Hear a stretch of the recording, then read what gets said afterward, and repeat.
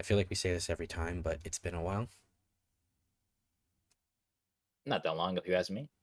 Our last section was in April, Yeah, pretty not that long. so it's been about 4 months. I think almost four. I think it's been 4 months almost to the day. Uh, since we last did one of these. Listen, it's nice to keep our audience like waiting in anticipation. Oh, when are they gonna upload next? Ooh, Yep. like that. But we have done a lot of gaming stuff since then. So, what did we do since then? We did the Arkham games. We did a section on the Arkham games. Yeah. We've been doing our Resident Evil playthrough. In fairness, well, me mostly based on what you're gonna see, I've been gaming more than watching movies. Yeah. You've also been So, doing a lot of rewatches. yeah, Um, because it's fun. they are fun. I've just been trying to like keep up with stuff. There's still a lot I haven't seen, but I've tried to keep up as much as I can. Yeah. My particular problem is whenever anything is like streaming, like a Netflix movie or Disney Plus movie or whatever, HBO movie, it gets for some reason it takes a lot out of me to like throw up a Netflix movie. Like it has to be one I'm like seriously interested in for me to like actually put it on when it comes out. Tell me about it. So yeah. Why don't we say we get right into it? I say we do. Okay. So our first film up is Jackass Forever. Now, if this sounds like an absolute repeat, is because it is. Back when we first did this section, it was Ernest who saw the film. Brilliant So, movie. yeah. Now it is my turn to talk about it, and I quite liked it. I quite liked it. I don't really have a lot to like say about it other than I thought it was really funny. Yeah, Like there's really not I much to say found about that it movie. really hilarious. Mhm. Um, the only thing is that sometimes it was like I kind of like started to fear for the guys because they're getting up there in age. So Yeah. it was like a little like, oh god, they need to stop. Oh god. What was your what stunt made you go, no, that's too far? Like for them, for their safety. Oh, for their safety when they were getting Yeah, up on what? the what's it called treadmill and launching into each other one at a Yeah. time. Like when you see that like Steve-O got a concussion, uh Johnny Knoxville almost dies when he gets hit by the bull. Yeah.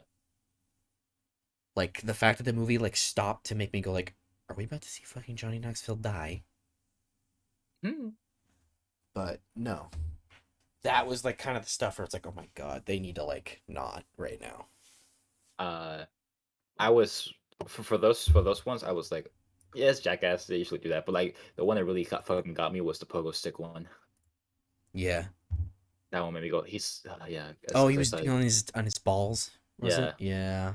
Yeah. God. Like what got me is that his eyeballs bleed. That's the fucking thing. Like, God. Yeah. Oh, Nope. Nope. but That yeah, that yeah, was ugh. that one was gross. Yeah, 100%. Um no, I thought the movie was really funny. I think it's the funniest movie I've seen all year, and that's unfortunate, but it is what it is. Um yeah, no, I think it's a really solid movie. I'd surprisingly not be surprised if this ended up on my best of the year list. Yeah. So, with that being said, I'm gonna give it a 8.5 out of 10. I really enjoyed it. Yeah. It's a good And show. just to reiterate, what did you give it? I think I gave it like a 10 out of just enjoyment because Hmm. I don't really have anything to criticize about it. Yeah, that It's was the just thing. I didn't really have anything to criticize of it. It was just started being like, okay, when did I stop laughing so much? yeah, So that's and that was kind of my caveat for that. now specifically is always laughing. So yeah, it's just Yeah, 10 good out of 10. time. Like, yeah. Yeah, no, fully understandable. Would this encourage you to watch the old Jackass movies? It does actually. Yeah. It does. It's good shit. Yeah, no, I'll definitely find a way to check them out. For a warning, the other ones are grosser. That's for sure. All right. Well, with that being But it's said, good. let's move into the next film, which is Uma. Now, I'm sure you're asking yourself right now, what the fuck is Uma? Fuck Asuma. Um, From what I got out of it, it's turning red, but not. not even close. But it is funny that it is a movie with Sandra Oh, where she plays a mother suffering from generational trauma. This is one of the laziest movies I've ever seen in my life. I shat all over Texas Chainsaw Massacre, for being, an awful piece of garbage. Uh, This puts that to shame. well, damn. Because this movie didn't even try. It, the only thing that is, like, redeemable about it is that Sandra Oh is doing a good job. Like, this movie's slow, boring, uneventful, not scary. Like, But this is horror. it's a horror movie, but it feels like it doesn't want to be. I don't know. It feels like it wants to be like a serious drama, but it also wants to be horror at the same time. I'm guessing this is straight to video. No, this went to theaters. What the fuck? Did you see it in theaters? No, I saw it on rental. I saw it when Uh, it came to DVD. Now it's on Netflix. So if you uh, wanted to check it out that way, you can. did it last Um, long? It yeah, no, it came out back in March. I didn't bother. Yeah, no, this was a pretty awful, shitty movie. It's like a struggle to even talk about it because it's just like, what do I even say? It's poorly made. It's poorly acted. It's poorly directed. It's poor everything. it's And it's poor. not it's not even like one of those like, oh, but there's a it could have been good. No, this was a first draft movie. Just make a whole different movie at that This point. not even make a whole different movie. Just rewrite it. Go start again.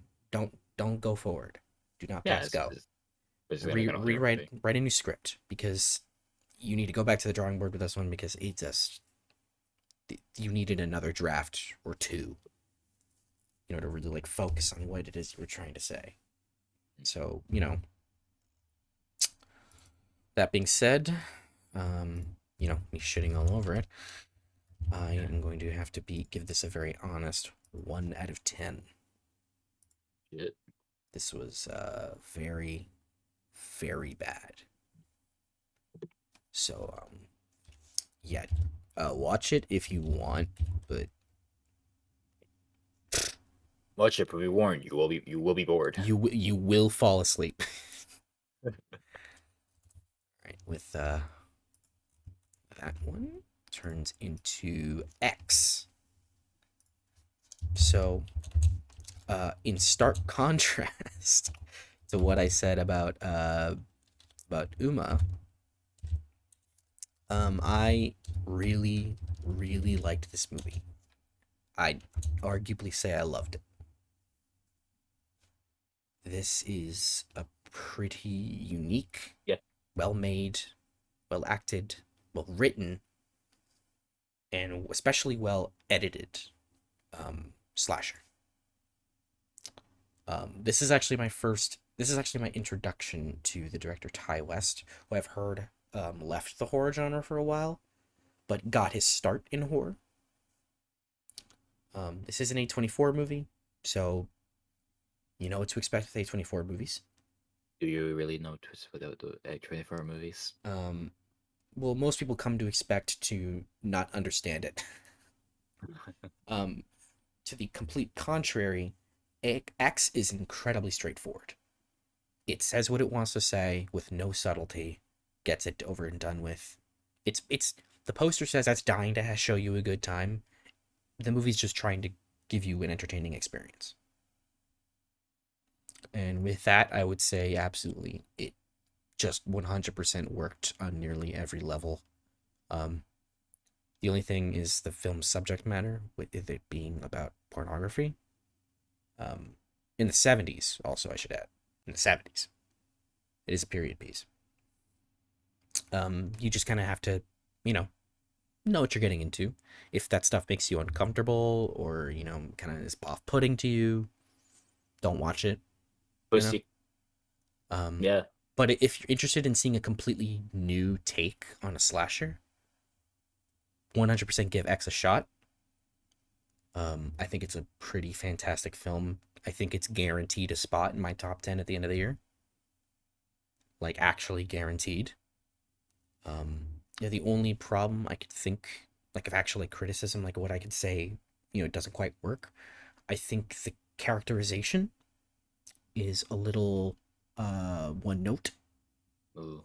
from everyone but the lead character. The lead character gets the most to chew on. Um, Everyone else is kind of funny. The lead character gets Uh, the most to do, most kind of to explore as a character, like what this person is, who they're, what they're about. Everything else is kind of, you know, there. Bear. But fortunately, no one is phoning it in. So, at the very least, you get to see very good performances from everybody. And I want to mention standouts for performers. Mia Goth does great work here, and Jenna Ortega, who is quickly becoming one of my favorite actresses working today. Like, I've seen her in about 3 things this year, and she's knocked it out of the park every time. Ooh, what's her name again? Jenna Ortega. Ah, yeah, her. She actually, I just sent you the trailer for the Wednesday Addams show. She's playing Wednesday Addams, Oh, okay. which is, honestly perfect casting. You have a crush now. I can tell. um, no, she does a great job here. She has a admittedly very small role, so she doesn't get to do a lot, but she works it. Everyone works their roles. Um, but yeah, no, Mm. I can't say enough good things about it. Everyone works their role in a porn movie. Hmm? Everyone works their role in a porn movie. Sheesh. So, I don't know if you have anything you want to like ask about it. I'm, just gonna keep the conversation Uh, going. did it surprise you how good it was? Um, Honestly, yes, because I saw it was getting like really good reviews, and I was like, okay, I mean, sure, I guess. Yeah, I didn't believe it when you said that it was good. Like, no fucking way, it's good. I was like, Believe it. sure, I'm intrigued. I became intrigued with the good reviews, and then seeing it myself, I saw it back in May. I was honestly blown away by it, like just how good and creative it was. Like, and yeah, that's another thing. It's very creative with its kills. Um, like You every want that in a kill horror is movie. different, completely different.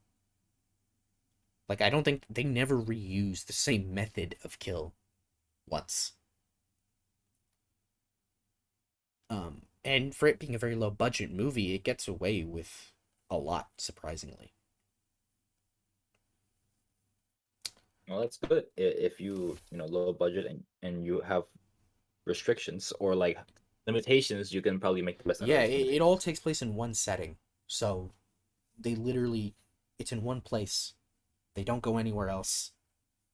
You know, I do want to be very vague about its plot points because I think the less you know about it going in, the more it's going to surprise you on what it's actually about, like what it actually delves into. And not to spoil anything, I just found out something about it like yesterday that I didn't know when I saw it the first time that I didn't recognize, and now that I like know it, it actually puts a lot into perspective. Hmm. How'd you Be- see it? Rent hmm? it? I rented it, yeah. Um, I believe the movie's definitely out physically. I don't know if it's on anything streaming wise, but you can Uh, definitely like rent it. I don't believe it is. I think you can for sure rent it for like $5 on Amazon. Um, it's also a very quick movie. It's like an hour 40. It's not very long. Uh, So yeah, no. Fine. I really really like this movie. I'm gonna give it a 9.5 out of 10. Shit. I think the only thing holding it back is the plain Jane characters. Um, yeah, no, everything else is pretty top notch. Yeah. Nice. Uh, okay.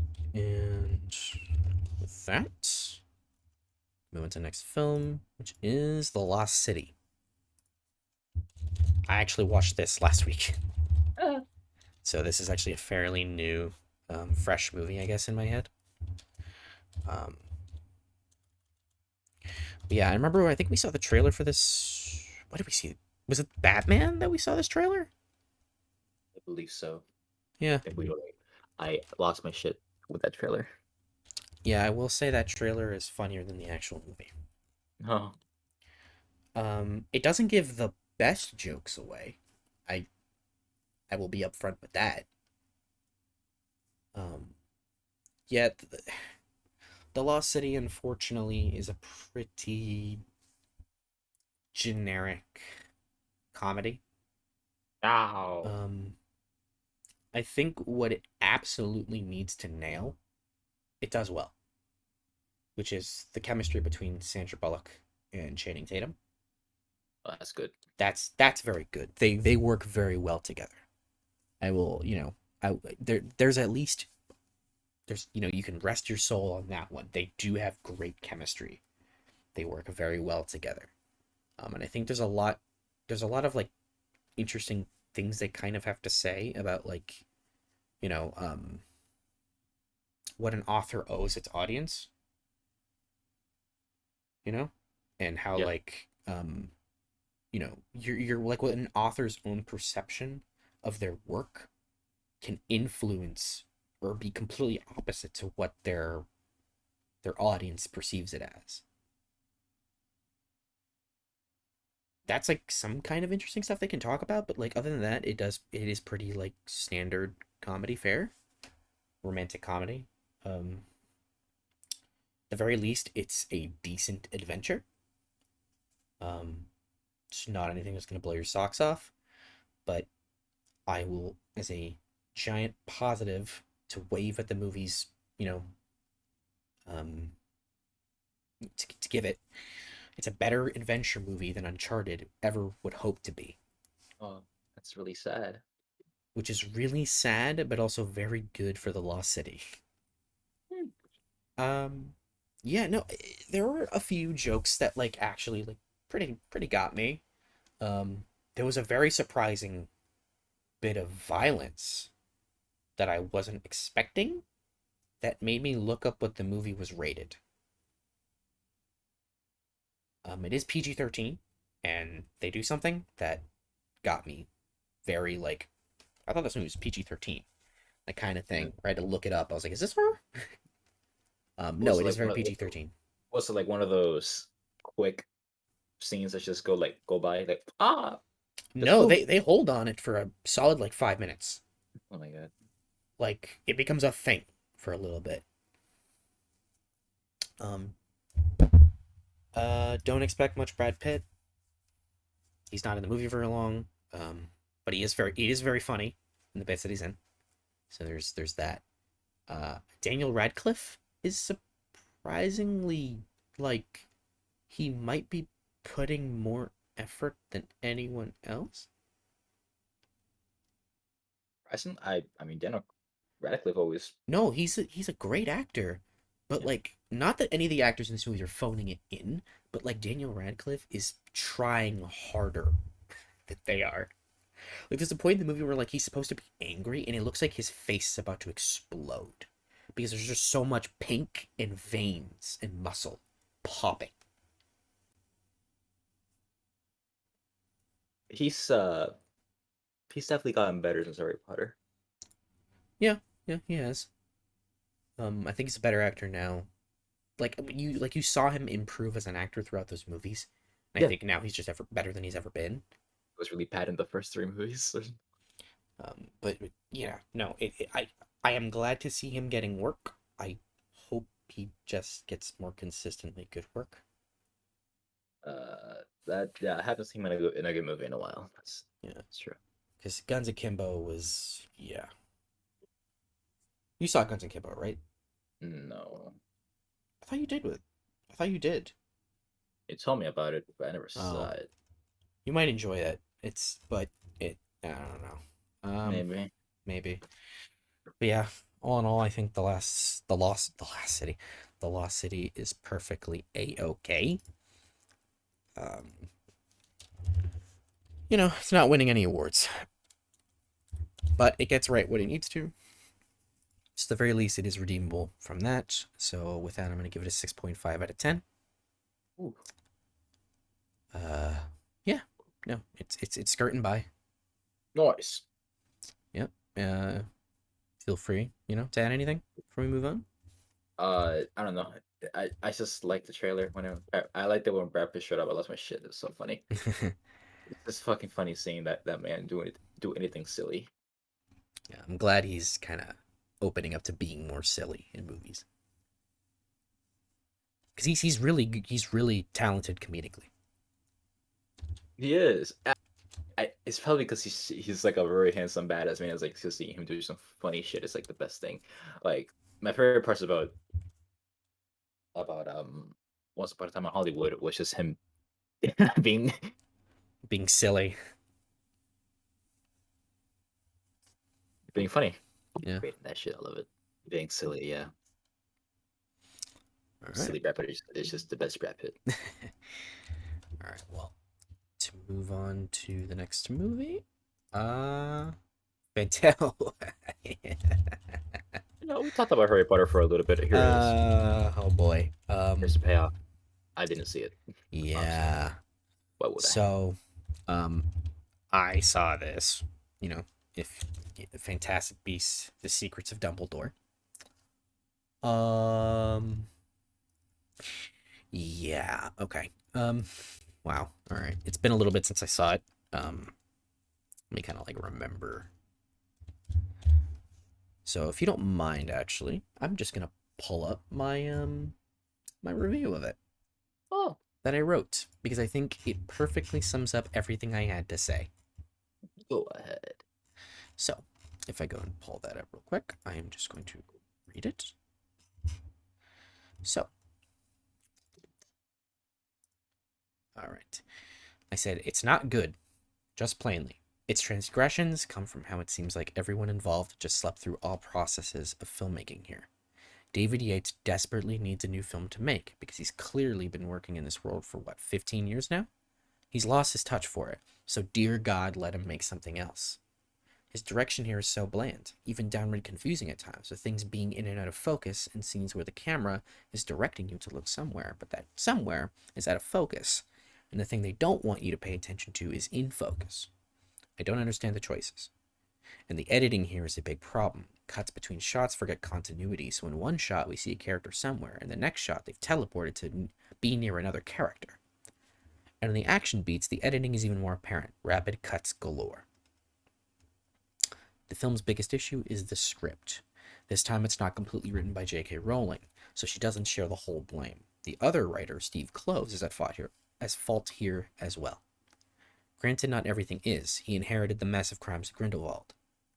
But the script is confusing as hell to what the point of the story is. It's a nearly 2.5 hour film that ends in nearly the same place it began. And it seems to forget what made Grindelwald interesting in the last film. Instead, the film tries to distract by adding even more characters to an already bloated as hell cast, and in the process loses even more focus on Newt. The end of this film tries to convey that Dumbledore couldn't have done anything without Newt. And I ask, how? Because all Newt does is save his brother, and then present a Bambi to help persuade the people that already believed Grindelwald was a murderer to make them believe that Grindelwald was a murderer. It's such a lazy script. Also, the passing of time between films is completely unexplained, so that part threw me off.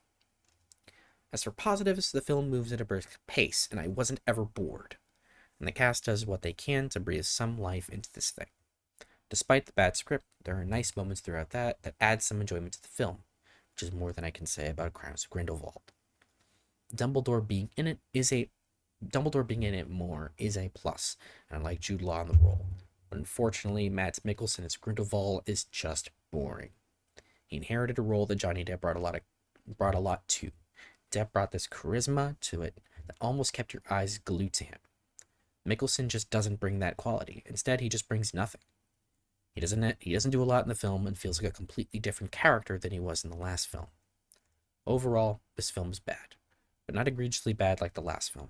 Instead, here, we just get a forgettable film that exists simply as a contractual obligation rather than a true installment and next step in the franchise and story. Alright. As you can see, I really didn't like it. Well, you already answered my question, so yeah. What was the question?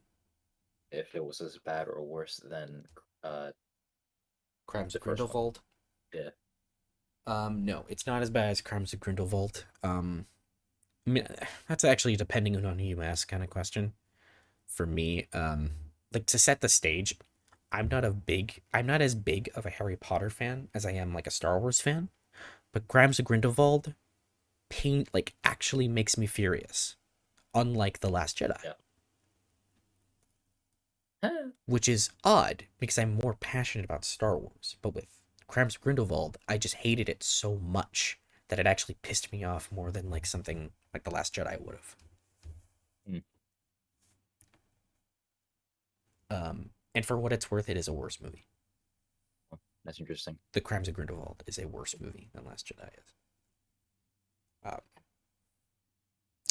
but I think it's actually more insulting because it's coming directly from the creator. Because the Crimes of Grindelwald is written entirely by J.K. Rowling, Oh, so it feels more insulting. probably not because it's not someone taking something from you. But she's doing Like, it herself. yeah, no, at least it's the creator killing her own thing. That feels like more insulting to me. Because it feels like because But it's directly the creator going fuck you. yeah, to your own terms. Yeah. But it doesn't really have a horse in this race because I didn't watch Crimes of Grindelwald, so Yeah. for some reason I doubt it. But Yeah, no, I mean it is a hard conversation to have because you haven't seen the film, so it's hard to like actually get into it. But um, yeah, no, if I have anything to add, I think just the film is kind of ugly and boring, and it just doesn't have any there's no excitement in it at all. It feels like nobody involved in making this movie wanted to make it. yeah, So yeah, I, I don't know what else to say about it. It's a really unfortunate big movie. shame. It's a really big shame because I think they had a real chance to kind of Recover it. recover, from Grindelwald, and instead they just kick themselves in the Hmm. foot again. At the very least, this film ends in a place that if they don't want to continue with this franchise anymore, it ends in a conclusion that would be. Um, They will. I mean, Well, considering this movie made is the lowest grossing Harry Potter film of all time, I would not be surprised if they don't continue this franchise. No surprise there. So, yeah, I guess with all that being said, my score is a 3.5 out of 10. Yeah. That might seem generous to some or too harsh to others. For me, this is the score I think that fits it the most perfectly.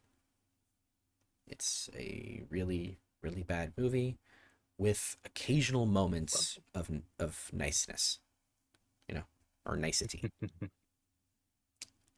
As nice as you can be. As nice as it can be. Yeah. Well, enough of that. Let's get into Not very nice at all. You're being very mean. Okay, yeah fuck you. to the next movie, The Unbearable Weight of Massive Talent. Um, I know this was another one you did want to see. Another way that I saw trailer stuff and lost my shit to it. Um, Unfortunately, the Was the trailer trailer funnier? to this one was better. Yeah. Um, Unfortunate, I know, but it is what it is. Every Hmm? every movie shouldn't get the Age of Ultron treatment. Fuck, where the trailer is better Yeah, than the the movie. trailer is better than the movie. Um, yeah, look, I am gonna be entirely honest with him with this one. A lot of people really, really like this movie. I came out of it not hating it. Not even like saying like not even thinking it was just okay. I think it's a good movie. I think it's a well made, funny movie. Um, Mm. it's unfortunately just not particularly clever or creative. But So that is where its initial that's where its problems lie. It's a very cheap movie. So that is an unfortunate problem. You can tell that from the cast alone. These are not, these aren't A-listers. Um, but I think, like The Lost City, I think where it absolutely needs to work, it nails. That being Nick Cage himself, the character Nick Cage, and his relationship with Pedro Pascal's character. for These Pascal. these two men, these two actors, fireworks with each other. Like everything they said to each other was gold. And there are tons of bits of like comedy that like genuinely gave me like a fucking good hearty laugh. Like there's a bit about Paddington that like was fucking hilarious. Um there is another bit of the movie where Nick Cage has like has like this weird what's it called? Oh my god. He has like this version of himself that he sees in his head called Nicky, who's like 90s Nick Cage. He's fucking screaming and yelling, and he's got the blonde hair, and his thing is he's like he has your Nick fucking Cage. And there's a bit with him in like a restaurant or like a bar that was simultaneously insanely uncomfortable and fucking hilarious. I hope they reference Ghost Rider. They absolutely did. Fuck yeah. No stone was unturned in referencing Nicolas Cage. No stone. They did so many references to Nick Cage's work. Um, So like, this is absolutely a movie though that I can understand why it bombed. Number one, it has a horrible title. Like after seeing the movie, it makes no sense. Why is it called this? Um, it could have been something simply. It could have been really something named simply like Nick Cage versus the world or something like that. It really could have been something funnier or like something that like clued the audience into like this is a movie about Nicolas Cage. Um, but that's not that's neither here nor there. Yeah, no, the movie's main issue is its plot, and it's just not very clever. It's not a very clever movie when it absolutely probably should have been more clever. But it does do what it needs to do well, and that is just the relationship between the two guys and Nick Cage as a character. It all works out. It's very funny. So I will give it props for that. And also, just as a personal thing, good. I fucking It's love just that I love Nick Cage. he's You know, great. Nick Cage is great, and seeing Nick Cage it up is a blast. So for that, I have to be honest with myself, and it's like, yeah, no, I really like that. So yeah, before I give a score, you have anything to add or ask? Would you watch it again? Um, maybe, yeah, yeah, yeah. I might watch it again. Maybe if it like kind of comes up Alright, on like streaming that's on good. like Netflix or something or Hulu. You know, Yeah, just like kind of pop it on. You know, still waiting. it is a Lionsgate movie, so I don't know like what the time frame for that would be. But yeah, no, it's definitely a fun time. Yeah, I'm gonna give it a 7 out of 10. 7 out of 10. Closer to uh, yes, to do that bit closer to a 6 than an 8. Closer to a 6 and a 9. Oh, really? Yeah. Surprising. Yeah, but it is what it is. Wheel. All right. Well, to move on to the next movie, that is gonna be The Bad Guys. Ugh. Don't come yet, okay? Just talk about it first before you do. That was That's a funny bit. I do like that. Um, hmm? huh? What'd you say? You That was said a very exasperated breath. Ugh. so. The Bad Guys. Um, this movie's great. This is. The bad guys. It's not only insanely well animated and insanely well voice acted. It's just a really like not necessarily like the it's definitely what's the phrase contrived story, like it's you've seen it before, Oh yeah. but where it excels is the characters, the animation, um and just how all clever it is, and the humor. This is like this is like The Bad Guys is a movie that perfectly encapsulates what DreamWorks does best. Like Which DreamWorks is is king at getting great actors together, great big names, great comedic big names, get them all together and write a nice, clever story that perfectly serves the comedy, and it's just all insanely funny you say it's what they do best, but why did it take so long to do it again? because they got caught up in making Boss Babies. Yeah. What happened? What happened there, huh? What happened there? What happened there, indeed. Um, the Bad Yo, Guys bastard. is absolutely fantastic. I've actually seen the movie twice now, and it's still great on the second time. It doesn't get any worse. Should get better. Uh, yeah, arguably better the Oh, second time because I think you can kind of like clue in yourself more to like little bits of stuff they set up. Um, and also another thing I noticed on the second watch was a lot of the great character animation they did. So the snake character, Mr. Stink, he he's like a snake, so he has no limbs, but he finds what they find ways to have him move his like his body around to kind of make it look like he has human limbs. Like you'll kind of scrunch up his tail to kind of like form like an arm. Like if you put your arm out of a moving car and you kind of just dangle it, or if you kind of like rest it on top of something, or they have him like use his tail to like pull up covers on like a bed to kind of like pull himself into the covers. yeah. Like they'll animate him in so many cool ways to like give him more personality, like as if he was more humanoid. Oh, very Such great creative. touches in the animation that just adds so much character to the world. The Yeah. world makes Yeah. no sense. I will say that. Uh-huh.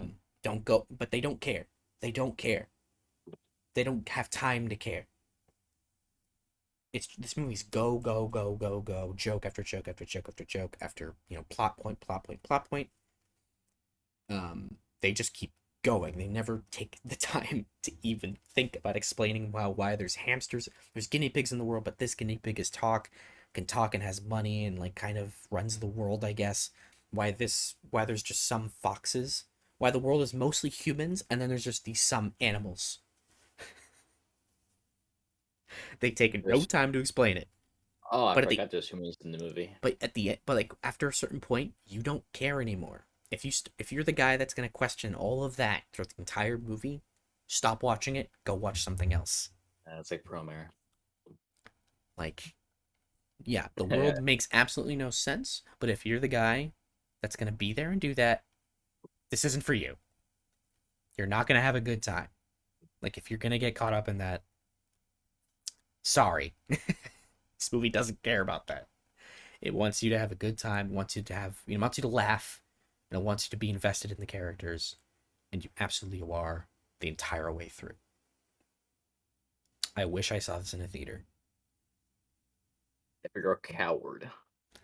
Fortunately, it did do very well in the box office. Oh, yes, they So, didn't need you. so they didn't need me. But yeah, Could use no, your help I absolutely adore this movie. So you have anything to ask before I give my score? though.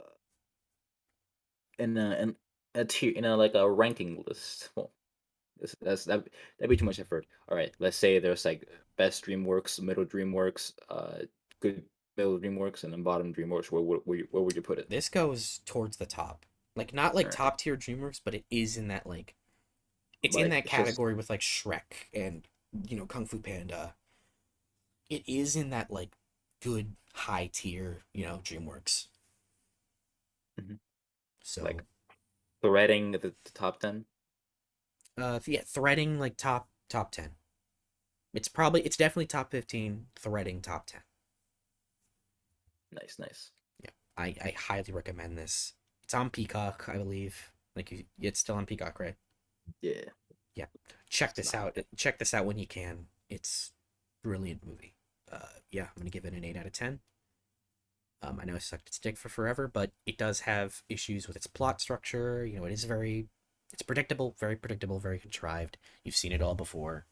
So I do have to deduct points for that. Not all the jokes are funny. They do maybe a bit too many fart jokes. We'll say that.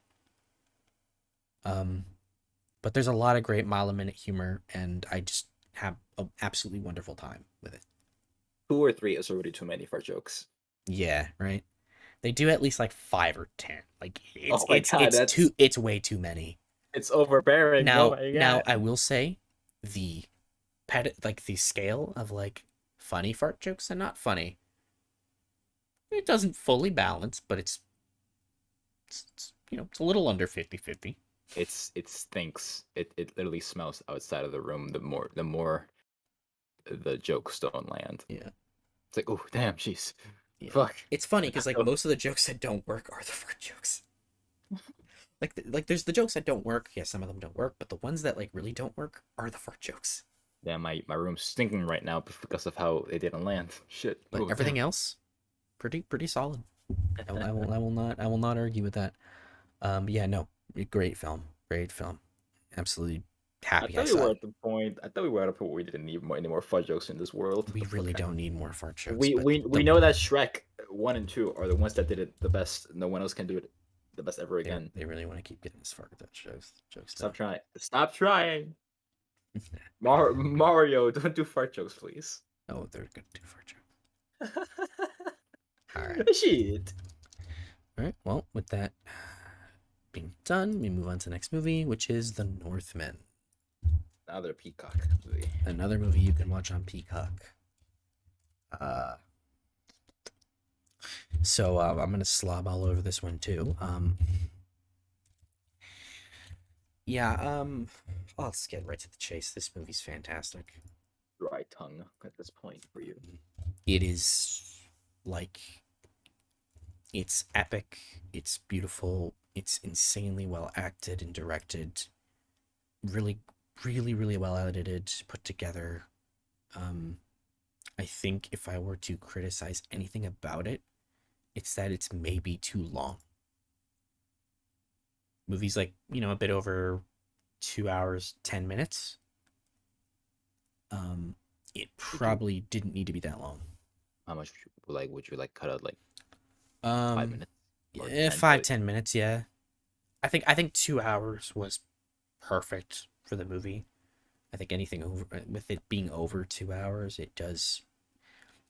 Once you get towards the end, it does start the length of it does start to settle in. You do start to feel it. yeah. Um, but it is still a very entertaining, grand, epic film.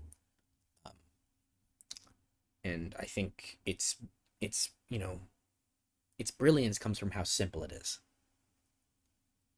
This comes from Robert Eggers, who you may have known from the Vavitch and the Lighthouse. Fantastic lighthouse. Yeah, which you did see the Lighthouse. I know Oh yeah. you were very taken aback by it when you saw it Mm-hmm. Very yeah, very because I had impressed already too. seen Looking it back at it. when we watched it together, and I was just kind of like waiting to see what you kind of would think about it because I know it's a very odd movie. It is a very odd I movie. love the Lighthouse. Oh yeah, it's great. Um, which I never got your like full opinions on that, but yeah, I guess yeah, you thought it was great. Yeah, for sure. Um, This thing has a lot to hold up to when I see it. so I actually think it's better than the Lighthouse. Ooh. Um, but I don't know if that's a hot take because it is kind of like apples and oranges. They're both fantastic movies. Adam disagrees with you. Adam can go fuck himself. Mhm. Um, but no, I think The Northman is a very different kind of movie. It's trying to accomplish completely different things, and what it does, or what it's trying to do, which is be a number one historically accurate, as in this is how the Vikings were. Let's not try to color it incorrectly. Oh fuck you! Watch Finland Saga. That's a real accurate one. Um, the Vikings were not good people. You do not Well, want to be a Viking. You do not want hold to on. live in their time. I don't actually know like many works of fiction that portray Vikings as good things. Like They not kind of really kind of portray them as moral good sometimes. Like at the end of the day, like oh, they're still good people. Uh, the like out of Northman does not even try. no, shouldn't try. The main character has a code. He won't kill women or children, but he very quickly goes, "But don't piss me off. Don't try it. Like I Oh, don't so want it's to, but kind of like but guts. test me. That kind of like but test me, Yeah, try kind of me." like guts. And Oh, but yeah, no, it's his goal is incredibly simple. He wants to avenge his father and save his mother. That's it. That is his goal. He completely, he goes full hard at those goals. wants to avenge his dad and who and his And mom.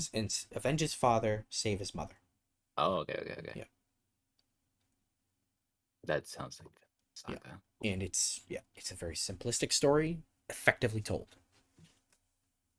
The only like mild confusion you can get from it is with the kind of ideas of, um, the kind of Viking world and kind of like Valhalla and things like that.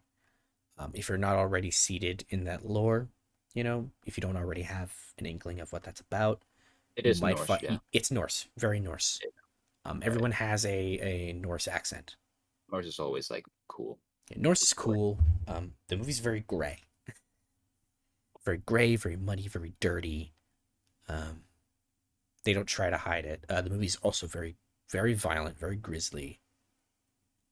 I will say, if you're a particular about your action, the Northman may not satisfy. But I think the Northman is not trying to go for. It's not trying to go for like, Pirates of the Caribbean. Hell, it's not even trying to go for like, Game of Thrones. It's not trying to go for that. It's trying to be its own thing, and it is. It's a very, very brutal, very grisly, and very quick.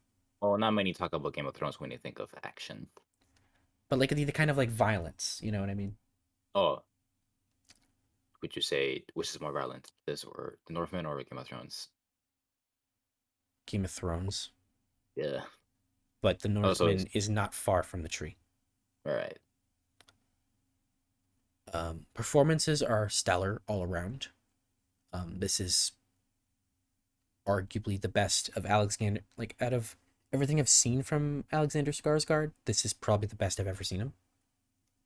I And haven't seen him that and much. I think that's surprising because he has such actually a pretty good career. Like he has proven himself time and time again. But he just keeps Well, getting trapped in that leading man problem where they want to make him a leading man, but they keep giving it him shit. it's a packed family with good Um, actors. because he was in that Tarzan movie. He was in a fucking Tarzan movie. Yeah, and yeah, unfortunately, that movie did him no Oh, favors. Jesus Christ, he is in no good movies. Oh goodness.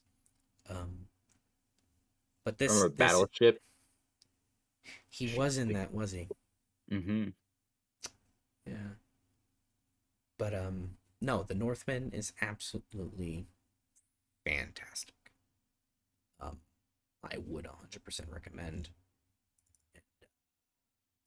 Yeah, it's a very easy 10 out of 10 for me. This is my favorite movie of the year. Closer to an 11 than a 9. uh, maybe so. But yeah, no, if you can't tell, I think it's pretty great. Wow, just bend over for it already. Damn. Yeah. Anything to add before we move on? Uh, no, I don't think I have anything to it. I just gotta watch it. Yeah, absolutely do. Okay. And with that, we move on to. Uh oh. Okay. Doctor Strange in the Multiverse of Madness. Yeah. Okay. Yeah, I'm gonna let you start this one off Okay. because this is one you actually saw. Yeah, I did see it. I mean, the problem with me starting is that I either start get on the ramble or don't say much and don't get on the ramble. But I was just swing it. Multiverse of Madness is one of the worst movies I've seen in a long fucking time, and I've seen some stinkers. All right, my theater experience. I paid for this ticket because a friend of ours bought us our tickets, and then I paid him back. Of course, because I'm a good friend like that. I wouldn't pay him back. And then there we were watching it, and man, my life was just taken away watching that fucking movie. To that point, uh, yeah, it's no secret that I haven't been a fan of the MCU in a minute. No Way Home was like a very fortunate exception, and I had some faith with Multiverse of Madness after the No Way Home hype. I feel like everyone did. I feel like that's why it made so much money because of the No Way Home hype, everything like that. Man, and the more I learn about this movie, the more I'm just like, wow, no wonder you fucking failed. I found out that about Multiverse of Madness that they were making the script as they were filming the movie. Yeah, that That's explains a what lot. that explains a lot. Um, and another reason why their first director left because he had something, of course, but they didn't want that, so of course he left, and this brought Remy into filling what they wanted and whatnot. And yeah, they were filming the movie as the script was being made, and you could tell why it was so messy. Um, I'm glad that this movie is people are really turning on it. People like this movie at first, but I'm seeing more and more and People more. still like it. They do. Um, and that is the main reason I think it made as much money as it did is because there is a fan base for it. If we Yeah. talk about a later Marvel movie, you'll see that the numbers are not supporting many Oh, people that sir, like they it. are not. Oh, sir, they are Even though not. it's still doing well, it's not going to hurt Marvel in any way, Yeah. but it is still doing well. But it is a significant number. This movie could have made a billion. Didn't. It got really close. Got close. It got like 20 million off. It actually kind of upsets me that this made more than the Batman. Yeah, It's upsetting, honestly. But yeah, no, I think Multiverse of Madness is a terribly broken movie with a horrific script that you can tell was rushed and didn't make any sense. Whoever wrote it should be fired immediately. I'm kidding. Uh, I don't know what pisses me off more about the movie. What it did to Strange, or what it did to Wanda. I mean, you know my side of that. I know your side of that. I understand your side of that. You're right on that side. But I'm very upset with did to Strange because after I rewatched the first Doctor Strange recently, pretty pretty decent movie. Nothing impressed me much about it except the visual effects. But Strange was a great character in that movie. Well realized, great motivations and whatnot, and great explanation to his character and subverting what he wants. It's just good stuff. He people compare him a lot to Tony Stark Because he's an asshole. because he's an asshole, but that's really it. He's a Like the snarky prick. yeah, yeah, but the way they go about their how do you say Steven is their cold. their Steven is yeah cold. yeah, And but I was gonna Tony say has a the heart. the way they go about their things in their movies is very different Mm-hmm. because Strange's goals in the movie are pretty selfish for the most part until the end where he realizes a greater purpose to himself and everything else. Yeah. It's not about you. Then about you, yeah. He realizes that in the end, and that's why he ends up with the way he is. And that that really makes me interested about that character. Tony is a different story. That's why I don't get the comparisons, and I feel like Infinity War really showed why they're very different characters, but the way they clash in the movie, the way they talk, the way their ideologies didn't match with one another. But Your yeah, I point being, fucking huh? your point being, Oh, put being that they fucking ruined Strange in Multiverse of Madness by contradicting all of that, and I had an issue with this first time around where I didn't think it made much sense that he was so attached to Christine. That was her name. Mhm. Yeah, and seeing Doctor Strange again, I'm like, yeah, no, you. The whole point of the movie is that you were moving on to become a sorcerer. That's why. Yeah, that's why I didn't buy him suddenly being attached to her again and making a movie about that. Mostly about that. Yeah. Um, and just thinking about some of the scenes in there. It's a very contrived movie. Also, it felt very spiteful to some points, especially a certain scene with certain characters. You know what I'm talking about, Gabe, right? Yeah, no, it's been long Yeah. enough. You can say it's with the Illuminati. Yeah, the fucking Illuminati Yeah, getting it's been long enough. It's on Disney Plus now. Everyone's seen it. yeah, the Illuminati getting embarrassed because they wanted to show off that Wanda is so great and powerful, and nothing that led up to those moments made any sense. I don't think it was a very good introduction to those characters, especially Mr. Fantastic and Black Bolt. Mhm. And yeah, I'm tired of seeing Professor X die. I've seen him die, what, like 3 times already? He's died in 4 times, I think, in the movies. 4 times. That Because he died in yeah, X Men 3. He died there's in 3. Logan. Logan. He died here. There's a I future think past count he. because he technically died, and then Logan Uh, reversed time. actually, no. I think it is 3 times. I think it is three Yeah, times. Yeah. yeah.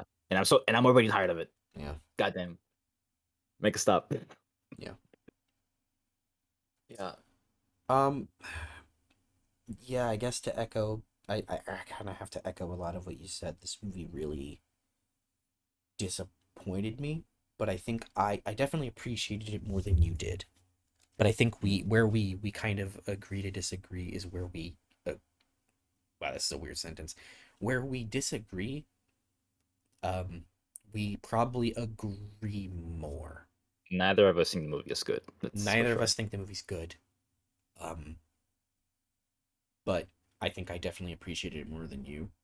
Um, I think that part of us just that part of it really does come down to like what we value in films. Um, Yeah, and not to like be disrespectful. I think you value much more the technical side of things. The brass well, tacks, the screenplay, particularly. I think that's what you value the most. characters. They're like they're king for me, and the screenplay is important to that. So yeah, For me, while I do value character and script, I'm willing to forgive a lot if your filmmaking is top notch. You know what I mean? yeah. Like I do value the craft a lot. I value good performances. I value clever filmmaking. I really do value that. Which is why when I super hammer into movies, it's because you failed in one part, the technical, but you failed in the filmmaking. So I can't even give you that. Um, with Doctor Strange and the Multiverse of Madness, for me, the filmmaking does hold it up. I think it's a very creative movie visually. The VFX are, they're decent. Um, they're better than anything Marvel's put out since Endgame, so I'll give you that. There were a lot of moments that I did enjoy, but I think for me, a lot of it comes down to the clumsy script and very messy nature of the film. And for me, what really pushed it over the edge was Wanda. Um, we both agree about you know Wanda, and Yeah. yeah, for me. It's rare for me to say that a character is ruined for me. It's rare for me to say that because, and in this case, I still have the things I liked about her and the other stuff that I liked. Here, I think her character is ruined, Yeah. and that upsets me because I don't say that about things. I mean, I Like thought she the was really ruined in WandaVision, but this for me really sealed it. um like there's only been two times in my life I can say a character was truly ruined, and it's her in this and Luke in The Last Jedi. Oh shit! I've made no secret about how I don't particularly care for what they did to Luke in Last Jedi. I don't think I've made that a secret. Don't care, but you admit it. Yeah, no, I don't think I made that a secret that I don't like that what they did to him. Oh, oh, okay, okay. Yeah, I don't. When I say I don't care for it, like I don't. I don't like it. I thought this just meant empathy. Yeah, I don't care for it. Or Is apathy. is synonym to I didn't like it. Right, right. I didn't care much for it. Here this pissed me off more than Luke. Which, and to explain myself, I think it's because I have significantly more attachment to the MCU than Star Wars. Star Wars has always been there, It's but the growing. Like you were like, I have more attention to Star Wars. Now I have more attention to the MCU than Star well, Wars. It's I funny. grew up. Star Wars has always been there. Yeah, I grew up with the MCU. that's your Star I was Wars. 6 years old when it started. I became 18 after Phase 3 concluded. You know what I mean? I got to see this entire thing culminate as I grew up. So that's special to me. That's in here. You fool! It will never culminate. It'll just be going, going, going. Um, yeah. So for me, it does hurt more, um, and I think that resonates with a lot of people our age, who kind of grew up with this, which is a unique experience that only we get to have as Gen Z people. Yeah, not to ramble so much about this movie. Yeah, no, I don't like it, but I don't hate it. But I echo a lot of The this. memory story. I echo a lot of the sentiments of what Yeah. you said. I can't help but agree on many places. Well, you didn't like the memory story. I forgot about the memory store. Memory story. I forgot about that. No, that's okay. Um, yeah, I think I know what you gave this. Correct I me if gave I'm it wrong. You gave it three, a but I three. think I think I'm at two at this point. Just thinking more and more about it. Um, yeah, you Yes, gave it a two. three. Or are you sticking? Are you going to a two now? I'm going to it now. It's yeah. Okay. All right. I can can't say I'm surprised. Um, yeah. For me, it's a 5.5 out of 10. And yeah, I did watch it again, so it didn't score don't go down. All right. Um, but yeah, very unfortunate movie, I guess you would say. They made dreams into possibilities for another multiverse. That's retarded. Yeah, yeah. Anyway, we're done with it. Yeah. Um, Next movie is Chip and Dale. Wow, what a complete and utter opposite movie. Um, I bet it's better. No surprise. yeah, but don't hold your breath. I might die if I do. I don't want to die. It'd be unfortunate. Yeah, and I'm much lighter, I guess. Uh, Chip and Dale Rescue Rangers is a streaming movie on Disney Plus, and it not only feels like a giant, like who's who, like of Disney. It also feels like this movie is like a fever dream. Like it's a Yeah. bunch of stuff on the screen that I wouldn't have thought about putting together, Hmm. but makes for some really like I guess not necessarily good, but like interesting stuff, like interesting ideas.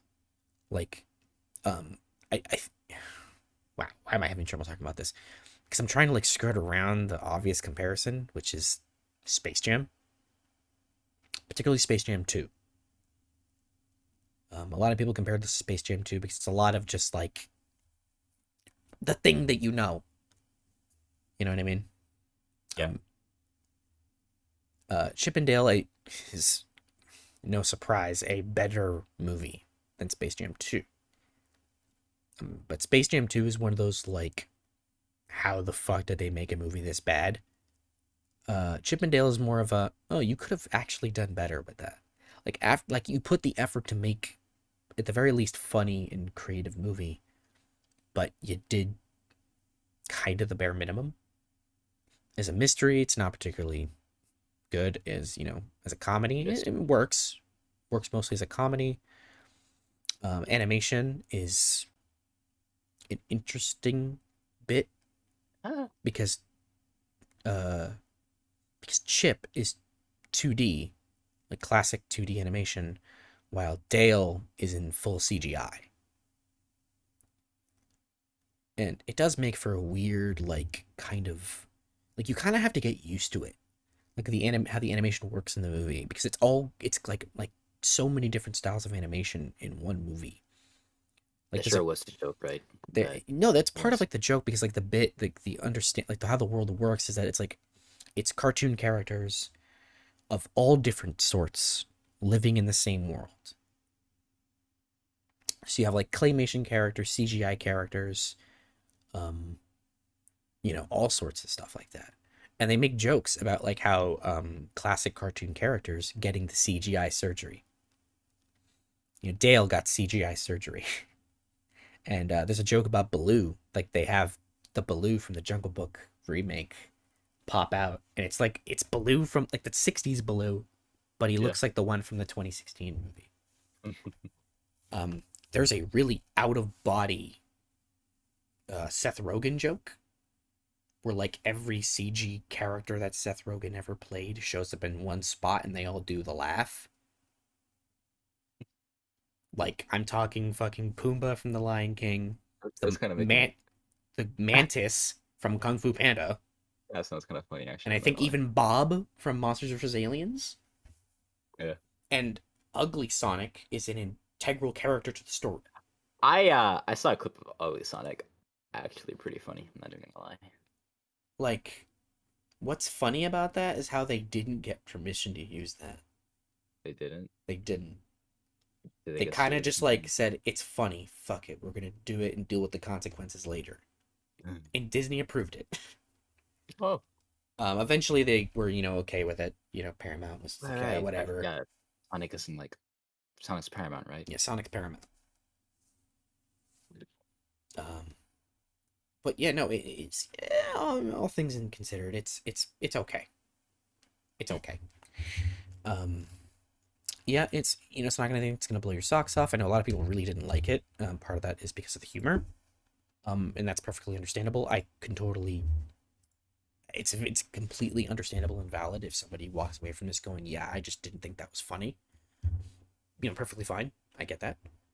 Um, for me, I thought it was a pretty okay comedy. So I'd give it a 6.5 out of 10.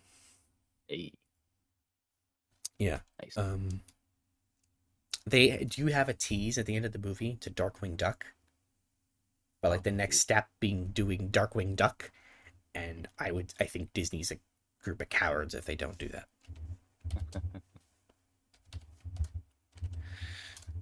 But yeah. I mean, Uh, that implies that aren't already. Next up, oh fuck. Okay, yeah, here we go. Um, Oh, Men. This is gonna be a hard one to talk about. I'm not gonna lie to you. I Uh, know vividly about this fucking movie. you know vividly about it. Yeah, What do you know? it's a movie about men. No, no, I'm kidding. I know it's a movie about like this girl lost her husband Hmm. because he fell out of a window or something. I don't fucking know. And then she went to this place to get away, like to like recover Mhm. mentally. That's really it, That is the basic setup. Yes. right? So She so is a the so, recent, widow, right. and So did he like kill himself or like fall? Or, like what happened? the movie is unclear about that. Because she saw him fall. That's the funny thing. Like she saw There him. is many details in the movie that influence you one way or the other. Uh-huh. So, okay, let's talk about this. Men comes from the director of Ex Machina and Annihilation. That's a good movie. I don't know about Ex Machina though. Wait, Annihilation. That's what I meant. I don't know about Annihilation though. So, this is closer, I guess, in. You've seen Annihilation, right? I tried. You tried. I saw the bear scene. That was good. Yeah, That I is actually a tried. perfect way to talk about Annihilation. I tried. No, no, no. That's fair. Totally understandable. If you were to watch Men, I think you would end up in the same situation. I Oh tried. damn. Uh, I think I respect Alex Garland as a filmmaker for throwing a movie on somebody's lap and said, "You figure it out." I think that's I actually admire that. Like having the absolute balls to make a movie and not elaborate I don't and know. What then do you think? leave. I don't know. No, What do you no, think? What? literally, because when I finished the movie, I was like, "What the fuck did I watch? I don't get it." And I threw on the making of featurette that was on the DVD to because I rented it, and I was like, "What the fuck is this movie about?" And a lot of it is Alex Garland going, "I didn't really, I don't like coming up with reasons like elaborations as to why some of these things happen. I want the audience to kind of project onto it." Like it's literally a lot of him going like, "I don't have an answer. You take it however you want to take it." Figure it out for yourself, gamer. Because he literally says shit like, "I don't want to give you my reason because I don't want it to feel definitive." Hmm. And I'm like, I respect that, but also fuck you. I want my answers. Um, Men Give me is a what I want. You're gonna give me Men. what I want. So Men is a very beautifully shot, impeccably acted, and actually surprisingly tense film. I wouldn't call it horror.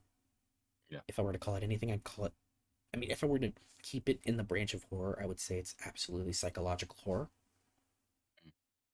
Um, I think it has actually a lot of interesting things to say about grief and perception. Particularly the situation the main character deals with or dealt with. Um, I think it's interesting to point out, what she went through was a particularly hard situation, as there's this interesting point of who's to blame for what possibly happened. Um, and it does have a lot to do with guilt and grief and perception of grief. Um, but I think all of that gets because I'm gonna be completely honest. For the first, this movie's about an hour 40. Up until the last 10 to 15 minutes, I think I was absolutely on board, and I was just like, "Wow, this movie's fantastic." Oh yeah. Then the last 20 minutes kick in, Huh.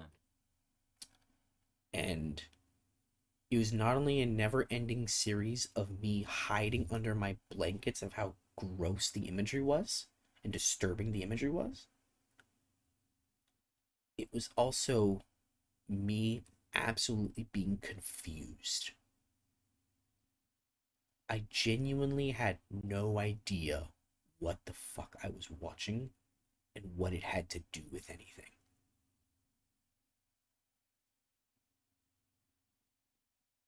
Actually. And I think that presents actually significant flaw of the movie because it leaves you in such a place that you're kind of just stuck. You know what I mean? So. The ambiguity in what happens in the end makes you kind of just go like, what the fuck did I just? What am I watching? What is this? What did you just hand to me? And I know like there's a lot of conversation, like don't make me do homework. You know, when you're watching a movie, like you don't want to do homework. Yeah. Men is absolutely a movie that you need to do. Apparently, like, this is stuff I found out even later. This movie has like stuff with like mythology that like I'd never heard of that shit. I didn't know I had to know about this mythology before I watched this. What mythology is it? It's like some form of like I want to say like Norse mythology of like this. I don't quite know. To No, say no, this, hmm? it's like you said, figure it out for yourself. Yeah, this is a figure it out for yourself kind of What do you, movie. what do you think the mythology is? What do Uh, I think? I think it's a bunch of nonsense, it's the director asking you, what do you think? What do you think it is? and Uh, I end up uh, wanting to talk more about like the actual like themes and like what happens with the main character, and like what she kind of like how she kind of thinks of herself more than any of the shit with whatever happens in those last 20 minutes. And so I just kind of have to go, well, you lost me. Sorry.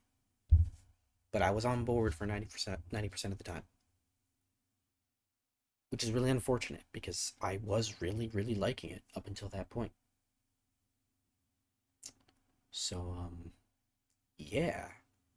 With that, I guess before I give my final kind of score, anything you would like to add before we go?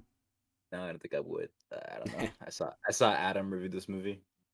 Forgot about the review already. um, I yeah, think he liked it. He likes those movies. yeah. No, he likes the movies that don't make any sense. It's because he gets it. Okay. Yeah, I guess he gets it. I guess he gets it. Yeah. With that, I'm gonna give it a 7.5 out of 10. Oh, interesting. Like I said, I think it's a movie that's like fantastic until the last like 20 minutes. I don't know. Something happened in the end. I don't. Okay, well, next up is, oh boy, here we go. Top Gun Maverick. Yeah. So, I mean, want me to start? Or... yeah, no, go ahead. Go ahead. Oh, This is all you, buddy. all right, all right, all right. So, Top Gun Maverick is the sequel to the original film called Top Gun, Okay. a movie made in the 80s. So me personally, I adore the first movie, Top Gun. It is a very 80s movie with homoerotic men. Really, the movie is about homosexuality and coming to terms with it. Yeah, that's my review for the movie. Oh, but a sequel, Jesus Christ, bro. From the trailers, I was pretty like, okay, first off, I have never saw Top Gun, the first movie, when I saw the trailer for Top Gun Maverick. Same. Yeah, but it looked interesting. Like based on the trailers, the jet fighters going around, everything looked real. Um, and Tom Cruise, like what was the last movie he made before Top Gun Maverick? Was it Mission Mission Impossible Impossible. Fallout? Yeah, Fallout. Yeah, you and I saw that movie. We thought it was a very It fantastic was movie, my of favorite course. movie that year. It was my favorite movie that year. Yeah, me too. It's great, fantastic. Um, and it made me realize that Tom Cruise has been on a hot streak since what 2011? Because I mentioned it once, like Couple misses in there, but yeah, yeah. mostly hot streak.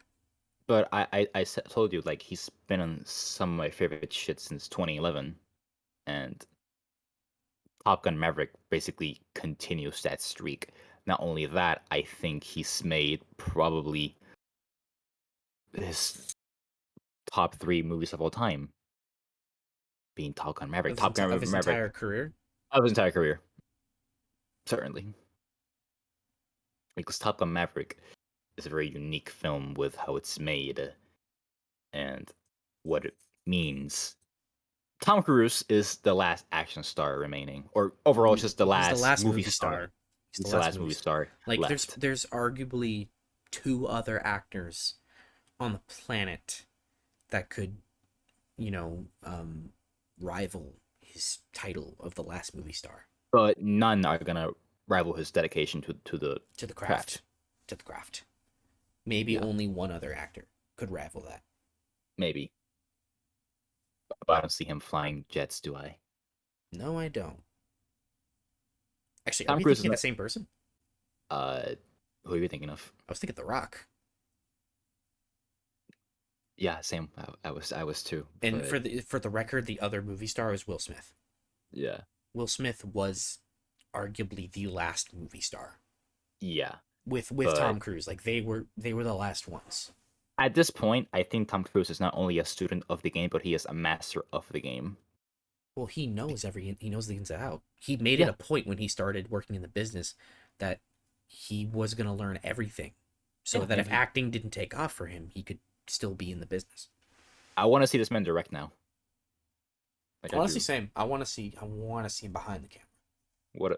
What can he do? We don't But know. well, we're gushing up, but we're not really talking about the movie itself, are we? No, because a lot of the movie is like a lot of the conversation with the movie is what it means for the industry and what like It effect it has in the industry and how like Yeah. the industry directly affects it as a Yeah. film, you know, on its own merits, completely separated from everything else in the conversation. Yeah, Top Gun it Maverick is. is a goddamn miracle. It is a goddamn Everything miracle. about It this is. movie shouldn't have worked as well as it did Yeah. because your building blocks, and I know that you hate this. The building blocks of Top Gun is one thing, and that's Goose's death. Hmm. That is the one building block that you could possibly have taken from Top Gun to make a sequel. And not only did they do that, they made me appreciate Top Gun, Yeah, which for is sure. insane because when I rewatched it the day before, when I well not rewatched it, watched it for the first time before I saw Maverick, I had like I remember watching it and going like, this really, this is the movie that Uh, spawns this. And after watching Maverick, I was like, okay, I see why. I see it. yeah, And Maverick is sorry to cut you off a lot here because I know you have a lot to say, but go ahead. for me, I love movie theaters. I love theatrical experiences. I love when movies are made to be experienced in the best possible way you can, which is the theater.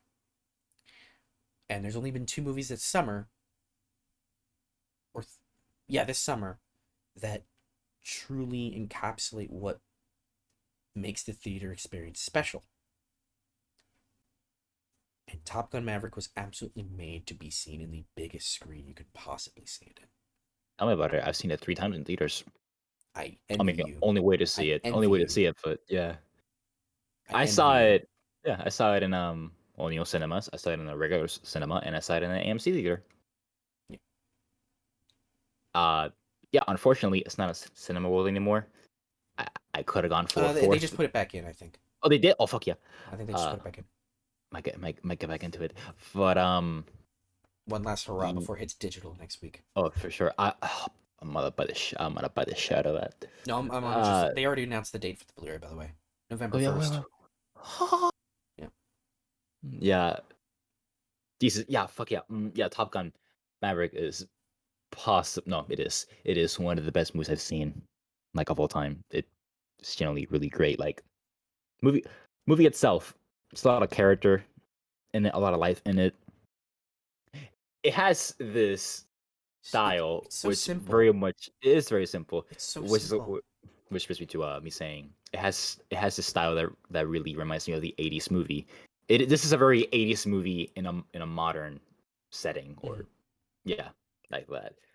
Characters say lines, the ways they act, like like guys like Hangman. Hangman is representative of the douchey 80 guy. And he has a great arc in the movie, a very simple arc, but with the way it culminates, it's like boom. Everything in this movie is so It's incredibly simple and to the point, it's simple. but it's so effectively told. It's effective. It's Exactly. so effective. Hmm. It is like one of those like it is.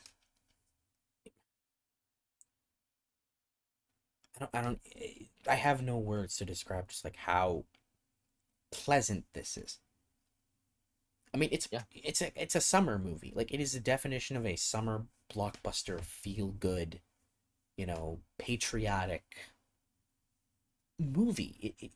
It feels like there's not a lot to talk about, but like everything about it is just so like great.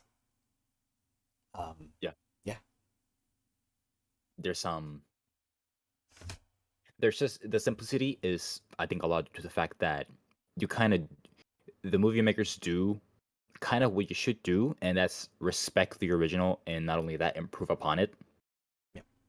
And Top Gun Maverick, I think, is now the pun intended, It's the new the shining top, it's the new yeah, shining example of how to make a how to do sequel. it. Hmm. Because every so often you get a sequel that like yes, this is how you do it. Like every so often you get that. And Yeah, Top for Gun sure. is now just the new standard of like yes, this is the shining example of how to do a sequel. And it's funny, And we got that example earlier this year with Sonic 2. oh Like yeah, Sonic 2 is an example of how you should do a sequel. But then Top Gun comes out a month later and does it better. it's also crazy how you we live in a world where a lot of movies are CGI orientated with their action scenes, and there's this movie making everything real. Granted, there is still a lot of CGI in it. You can't not have CG in this movie. I'm gonna say, looking back at it, I well, yeah, I noticed some of it, but I think most of the movie really is Practical, real. Yeah, practical. Like, as safe as they can possibly do. Practical. yeah, like Yeah. things getting shut down, CG, obviously. Things That scene, flying in crazy fucking directions. Yeah, no, it's yeah, probably CG. the scene with the missiles and whatnot, that's probably CG, or not. Honestly, We don't know. we don't know. Um, But yeah. what helps is that the actors were in jets for it, so that gave it away at that point. Yeah. That yeah, this is real, practical. I was very upset when I heard they shot over 400 hours of footage. I was very Yeah, upset at that. Just as like a as like a business understanding, that's just horrible money management, and you're wasting a lot of people's time. it's okay. We made that money back. Don't worry about it. Number one, they made that money back. This is the highest grossing movie of the year, bar none. It's so far ahead of everything else that it's hard to think that there's more than one movie that could possibly dethrone it. But Go back for the Batman. don't feel too bad. It's a little unrelated, but damn. Um, Yeah, no, this. yeah, fucking man, dude. I don't think I've ever been like so impressed with fight sequences in movies because they barely happen. But like with this, dude, I couldn't get enough of it. No, it's great. A friend This of movie ours, genuinely had me on the edge of my seat. yeah, just saying, a friend of ours said that the fight sequences weren't that impressive, and he can eat a dick. I mean, he's allowed to feel that way. Yeah, he's allowed to feel wrong, obviously. Yeah, He's of allowed to feel course. that way, and I can understand. Like I've heard his explanation. I can understand why he would feel that way. I Um, can't. he can still fuck a doc though.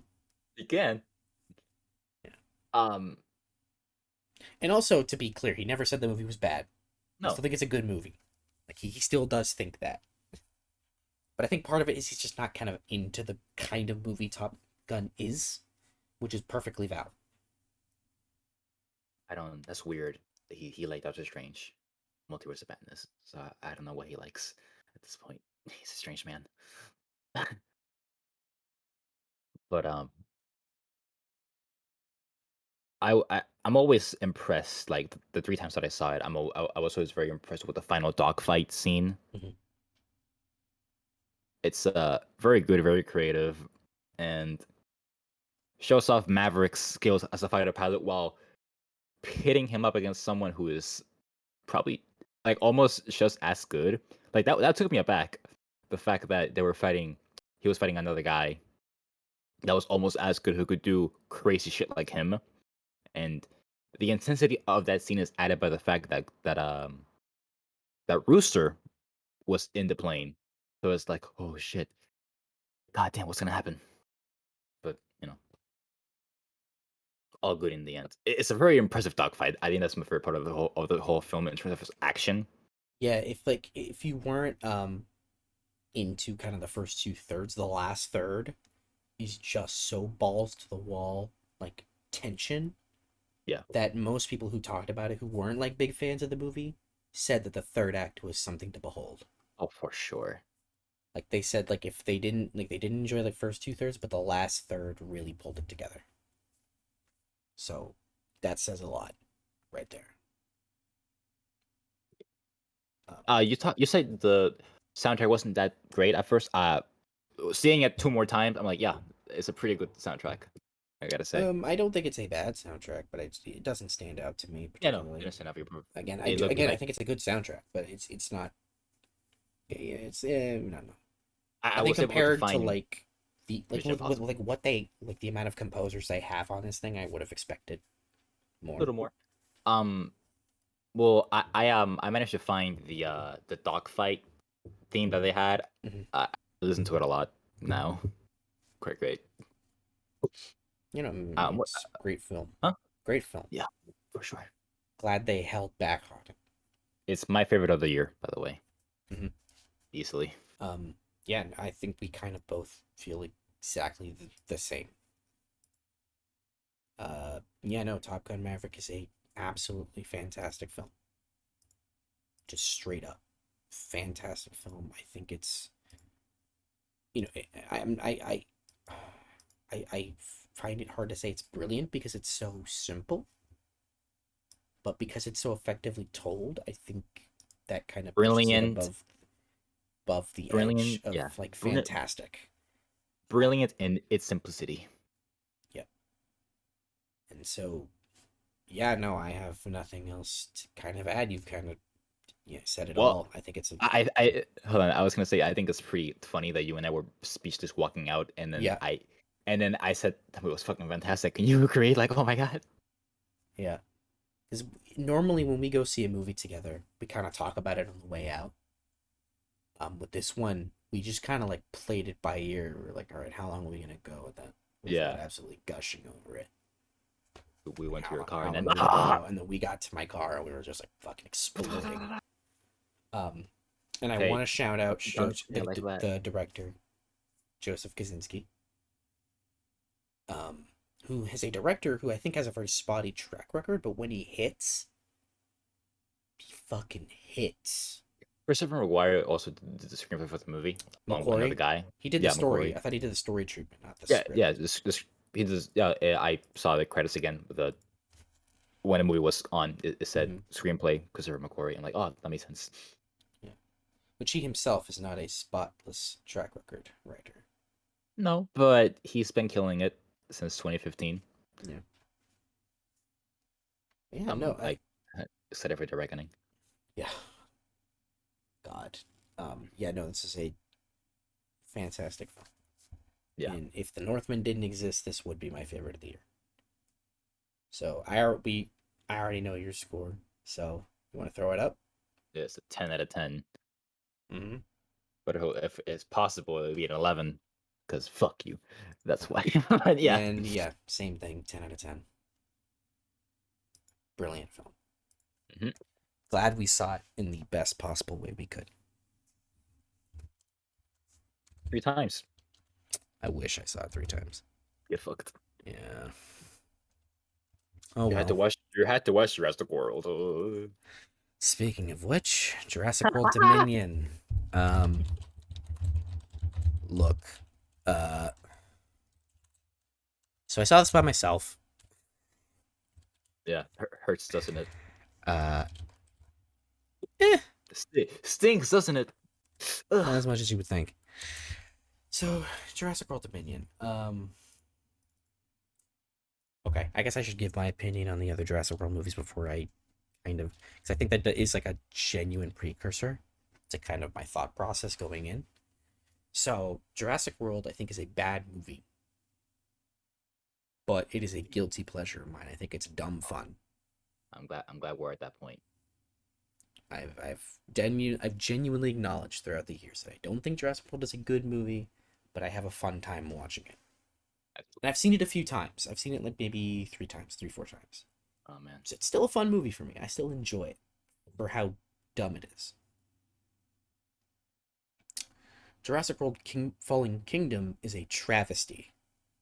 Ah, Genuinely, possibly one of the worst movies I've ever seen in my life. Fallen Kingdom just was everything wrong that they possibly could have done, and they did it.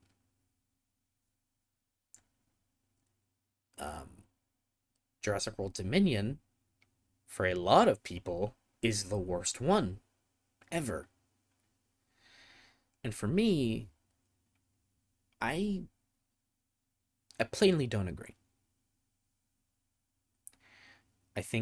I think there's a lot of merit to saying that the movie is the worst one. I think there is a perfectly valid argument to be had, but I think at the end of the day, this movie isn't as insulting, you know, to this franchise as Fallen Kingdom is. Now, Dominion so does have the original cast return. uh, And I think they do, you know, even though it's not good, they they try as hard as they can to respect those characters, you know. They do as they try as diligently as possible to not fucking disrespect those characters. yeah, well, we didn't kill him. To our They didn't credit. kill them, and they were perfectly competent throughout the movie. Oh, thank God. In fact, it's possibly a problem that no one fucks up at all in this movie. Really? Like, there's like one mistake that happens with oh my god, with Maisie at the beginning because she gets kidnapped, but Right. yeah. Um, for me, a lot of what like makes Jurassic World Dominion so bad is its missed opportunity. If you didn't see Fallen Kingdom, Fallen Kingdom ends with dinosaurs being let out into the world. And so Dominion has this unique opportunity to actually talk about something, to actually explore, what the world is like with dinosaurs in it. Actually show how the ecosystem is fucked. How the world is essentially fucked because of this. Because now it's all thrown out of balance. How do people live with dinosaurs in the world? Have people grown accustomed to it? Is there tourism involved? Yeah. What is the public safety concerns? I know this is your thing, but I don't believe there will be dinosaurs for that long because we have guns. We can kill them with guns. Like if they ever went to the world. The movie does also make a point to talk about humanitarian things with the dinosaurs and how they can't just simply kill them off. Um, like humanitarian wise, yeah, there is an argument to be had. Right. I was gonna say, yeah, they do the thing with their dinosaurs. We can't like kill They're them. still Like animals, that was the thing in the In Fallen second King, movie. there was a thing in Yeah. Fallen Kingdom. Um, Yeah.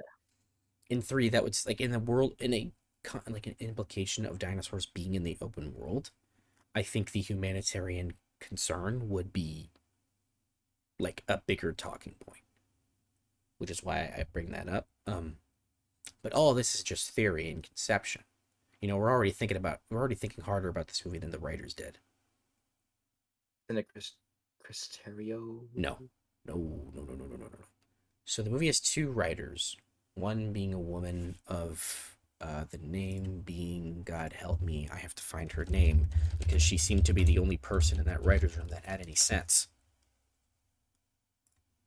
Everything we've heard about the movie in the writer's room was that every idea she had was shot down by Colin Trevorrow.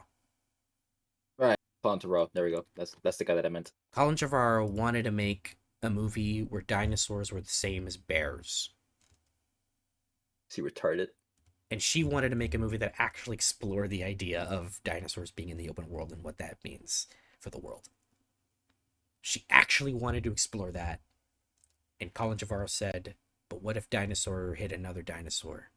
What's her name? Emily Carmichael.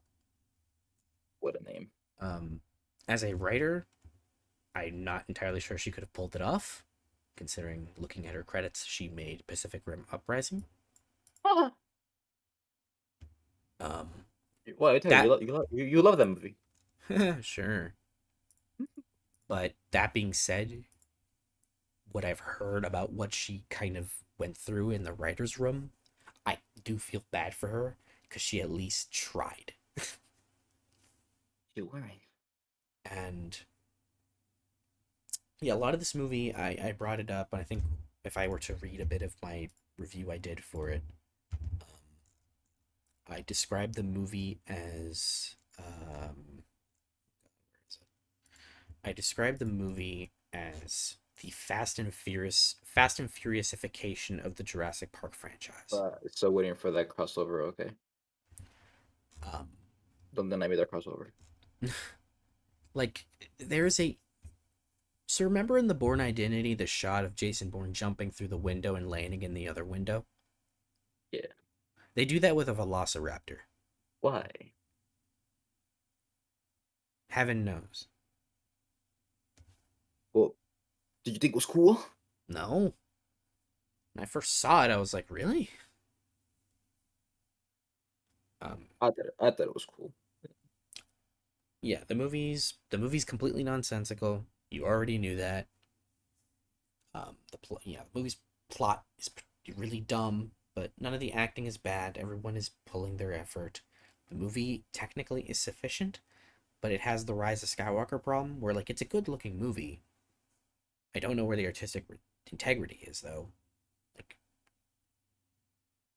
Uh, it's a good looking movie, but it's rather boring uh, visually. well, Rise of Skywalker was damage control. What the hell was um Jurassic World Dominion, Dominion? Yeah. in a sense, damage control, but also like Really? because Fallen Kingdom was absolutely horrible. Uh-huh. But it also feels like they kind of it feels like they did everything they could to ignore the possibilities of what Fallen Kingdom left them. You know what I mean? We're like Rise of Skywalker did everything it's possibly could to do a 180. Jurassic World decides to just run away.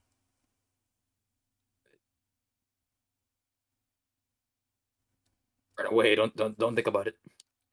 Um, as for characterization, who cares? Who cares? Uh, I will say, if there was any character that I had a good time watching, it was the character Kayla, who is played by. Let me get her name. What is her name? That's the De- black lady, right? DeWanda Wise. Who? Her name is DeWanda Wise. And I have to say, God bless Interesting. her. Ah, yeah, it was the black lady.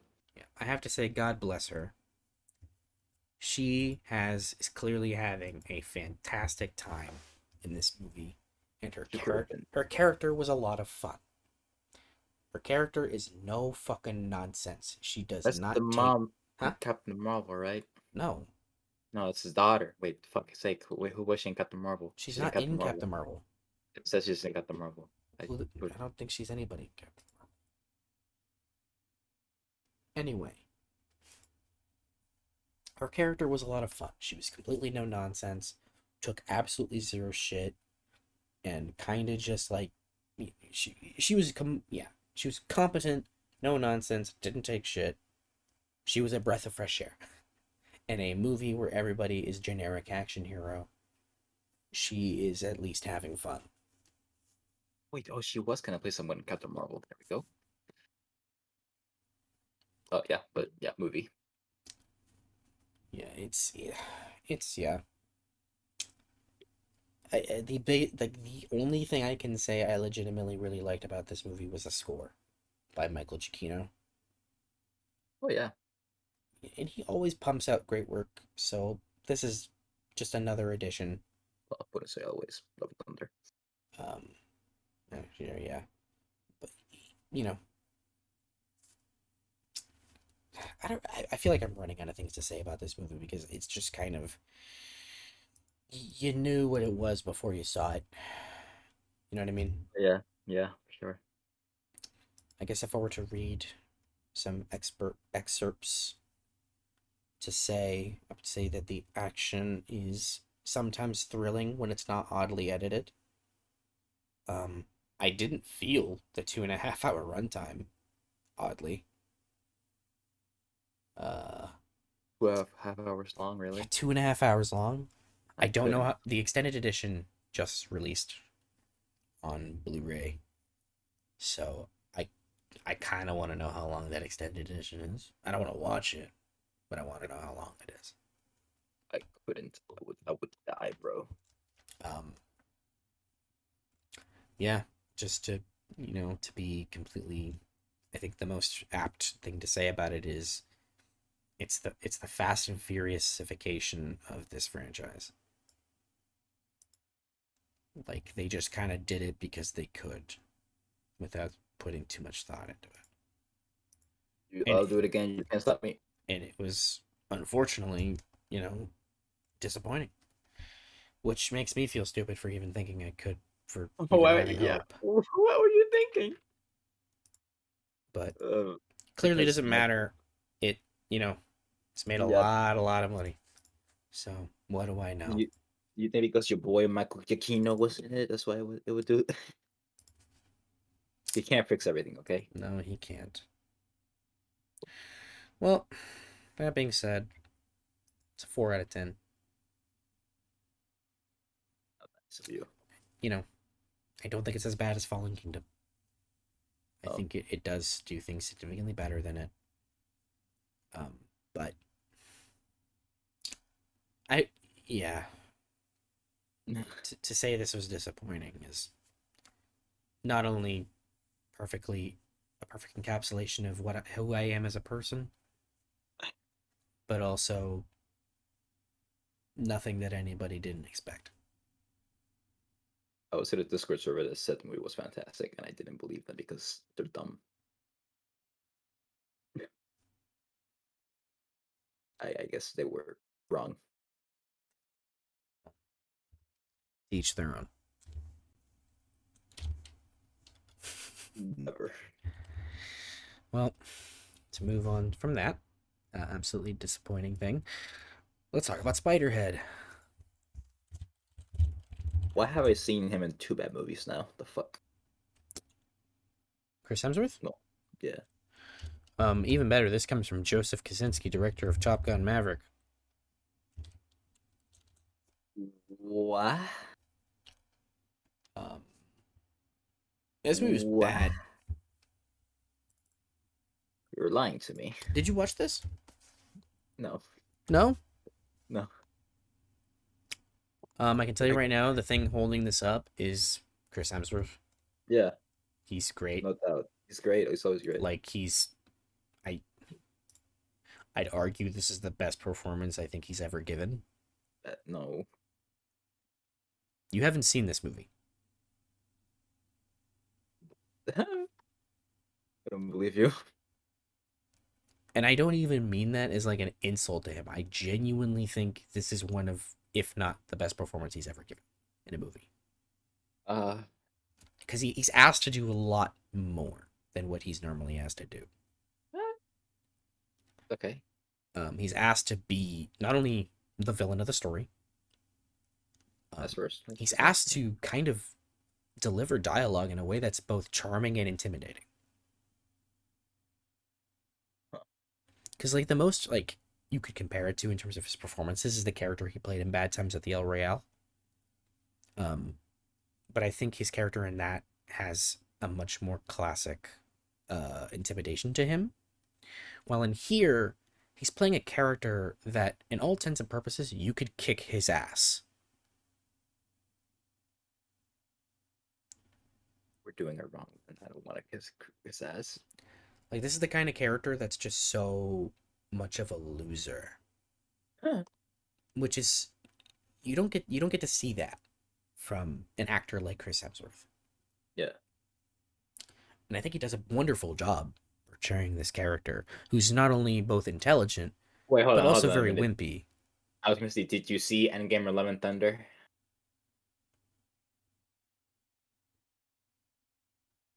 Hmm. Well, he plays much of a loser. Hmm. Yeah. So I guess he already did it. But I guess it's different here. I guess he's more of a Riddler type person. Oh, did you say Riddler type? Yeah. No, No. no. Scientific loser. Uh, Concept wise, I think the movie is takes a much lighter and unnecessary tone than the concept calls for. This movie is at many times a jukebox comedy.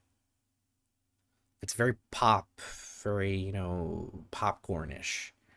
And I think the concept that the movie has, which is about a drug that influences emotions in people, like that should be something that's touched upon with much more depth and like actual like understanding of human emotions, and like it should have been a much darker movie and not a dark comedy. This movie's written by Paul Wernick and Rhett Reese, who wrote the Deadpool films and Zombieland and stuff like that. I think they're talented comedic writers, but I think they got lost in the style and quirkiness and lost the concept of the story. And I think they did a poor job at balancing um, the the lightheartedness, which is I think something that it should be in a movie like this, but I think it should have been balanced well with the darkness, and it's not. hmm. Um, yeah, I can't say I was exactly disappointed watching it, but it was definitely more of like oh, this is a waste of talent from everybody involved. Um, Joseph Kaczynski directing wise here, it seems like he's just kind of sleeping through it. Like this is kind of something that came at his desk, and he was like, "Sure, I'll do it." Like See here. I think this movie would have benefited more from a director like Edgar Wright, Oh, because I think Edgar Wright would have had a better grasp at telling the movie's more dark points with more sincerity. I think he would have hit the beats harder than because I think Joseph Kaczynski, like as a director, clearly can do what he's asked of, but I feel like he has to feel it, give 100%, like fully believe in it, and I think here he just doesn't. yeah. If Top Gun was an example of what he could do. Hell, even Tron Legacy and Oblivion. Uh, what about that one movie? About the firefighters. I didn't see it, but I heard it was really good. Yeah, I heard about it like one time. I forgot about it. Yeah, yeah. All that to say, I think um, Spiderhead is a very soft 5 out of 10. Wow, with the way you described it, I thought it would be worse than that. Um, like I said, it's held up by Chris Hemsworth and performances overall, and I think there are good, genuinely good moments exploring like what the concept is about, but I think it gets lost in the quirkiness and the comedy. So quirky. So there's a lot of pop songs played, and it doesn't work. There's an entire scene where I think they play like "Wake Up Before You Go Go," and I was like, why? So, Because it's funny, motherfucker. because it's quirky. Yeah. I'm like, yeah, sure. Whatever. Yeah, I don't know. I don't know. Anything you want to add before we go or move on? Uh, nah, not really. All right. Well, let's move on from that to the next movie, which is yep, Lightyear. Well, Uh this is actually a really interesting movie to talk about. I'm not gonna lie, because I think this is a movie that is gonna be, for all intents and purposes, a laughing stock. oh man, wasn't expecting that. Hmm? Wasn't expecting that as the conclusion to it. I do genuinely think this is a laughing stock of a movie, and I don't. And this is not a reflection of my opinion of it or what I think about it, but I think it's a movie that was entirely miscalculated and was not something that anybody was prepared for. Number one, who was asking for a Buzz Lightyear movie? Raise your hand if you wanted a Buzz Lightyear movie. There's some people who asked for it. I don't fucking know. Honestly, like, no, To those no. of you who asked for it, I don't think you asked for this. This is a dark movie. This is a movie about a guy who fails consistently and is never treated like an asshole or a failure because of it. He's treated as a good person because he has good morals and he has um, bravery and he has courage and he wants to do the right thing. He's never treated as a moral bad person for the amount of times he fails.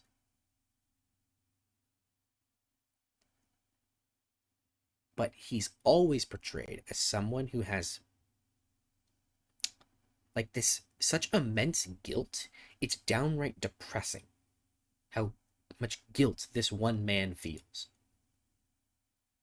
It, it then contrasts with the idea that the movie starts with a text that says that in 1995, a boy named Andy got a Buzz Lightyear toy for his birthday. It was a toy based off of his favorite movie. This is that movie. It then proceeds to start with Buzz Lightyear failing so hard that he strands people for 100 years on a planet where they are forced to essentially figure out a fucking way to live on a planet, all because he fucks up.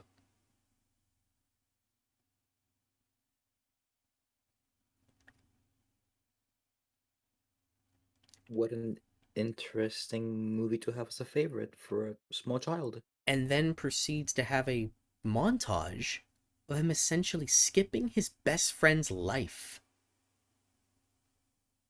because he wants to undo his mistake. He wants to right his wrongs.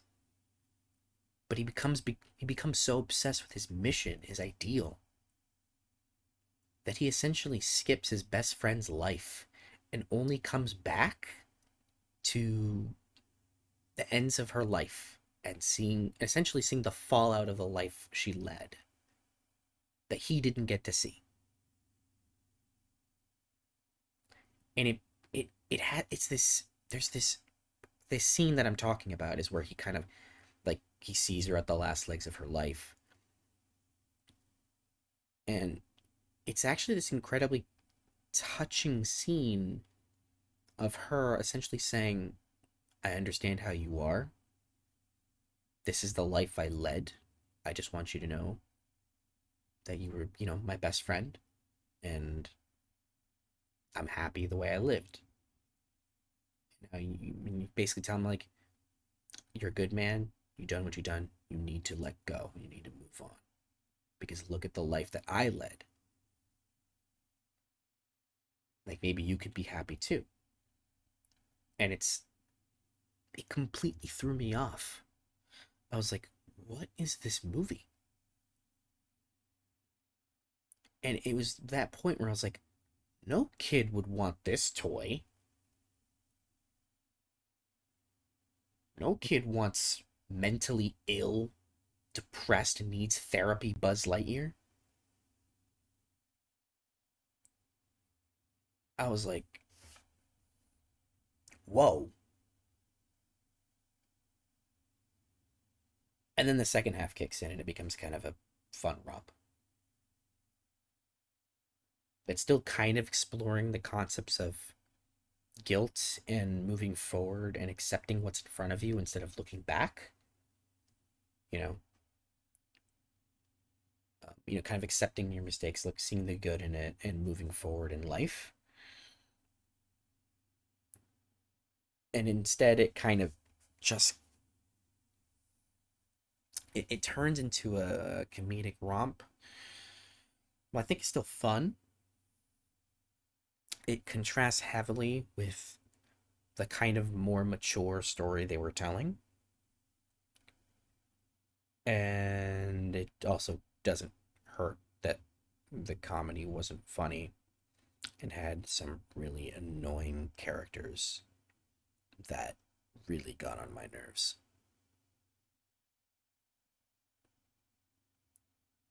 So, You said it doesn't hurt. hmm? You said it doesn't hurt. Where did I say it doesn't hurt? Yeah, you said does. Oh, you said it doesn't hurt that it has annoying characters. Or yeah, Doesn't help. there we go. But yeah. Um, so I can not only entirely see why this movie bombed, but also see how this movie's gonna become a joke of just an insane misfire of a movie. And all that to say, I don't think this movie's bad. I think it's actually good.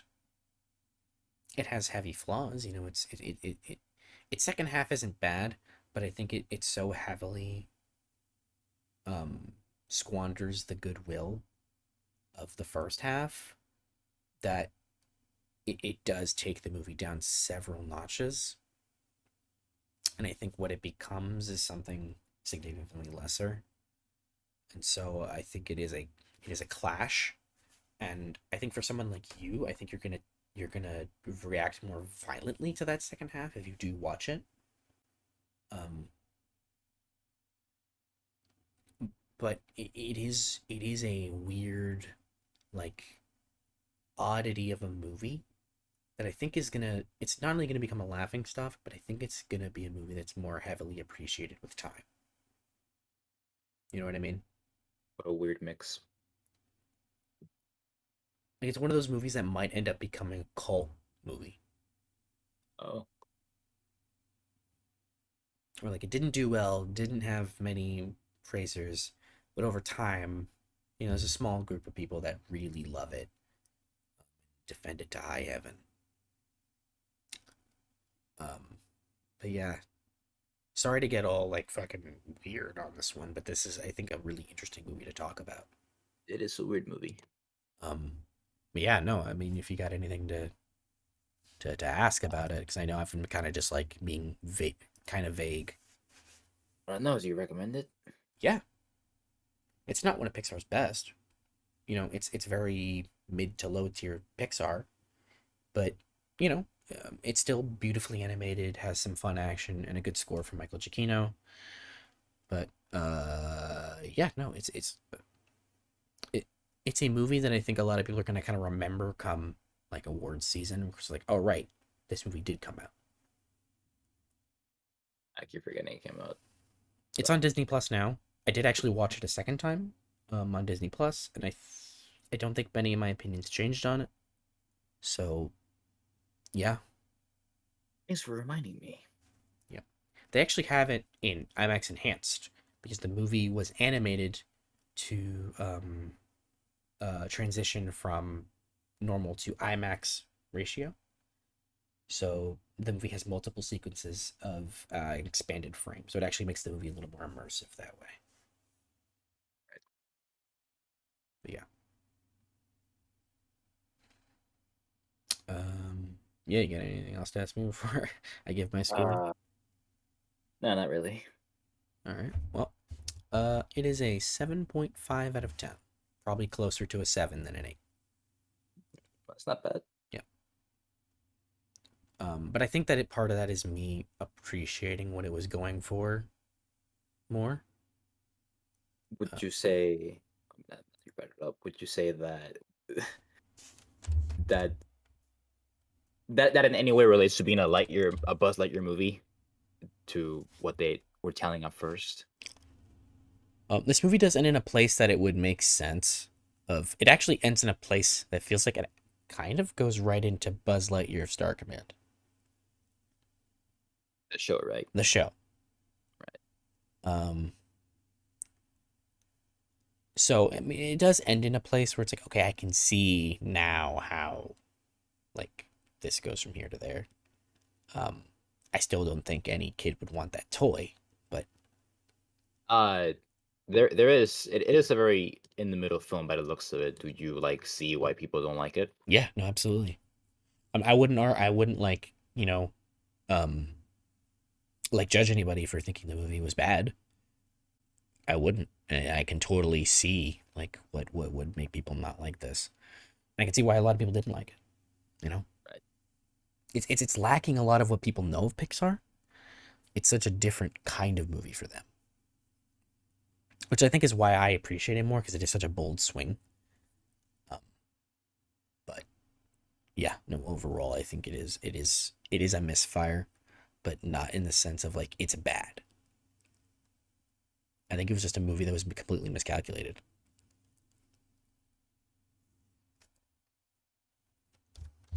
But yeah, no, that's Lightyear. Um, next movie I believe is the Black Phone. Why isn't it the white phone? I don't know. Why is it black? I think they like Racist. the way that sounded. Why isn't it called the phone on the wall? I don't think that sounds as cool as the Black Phone. No, but it sounds funny. Hmm. So this movie's directed by Scott Derrickson. To continue talking about him, the director of Doctor Strange. He also directed the movie Sinister, which also starred Ethan Hawke. Um, this is like a return for both of them. Uh, it is.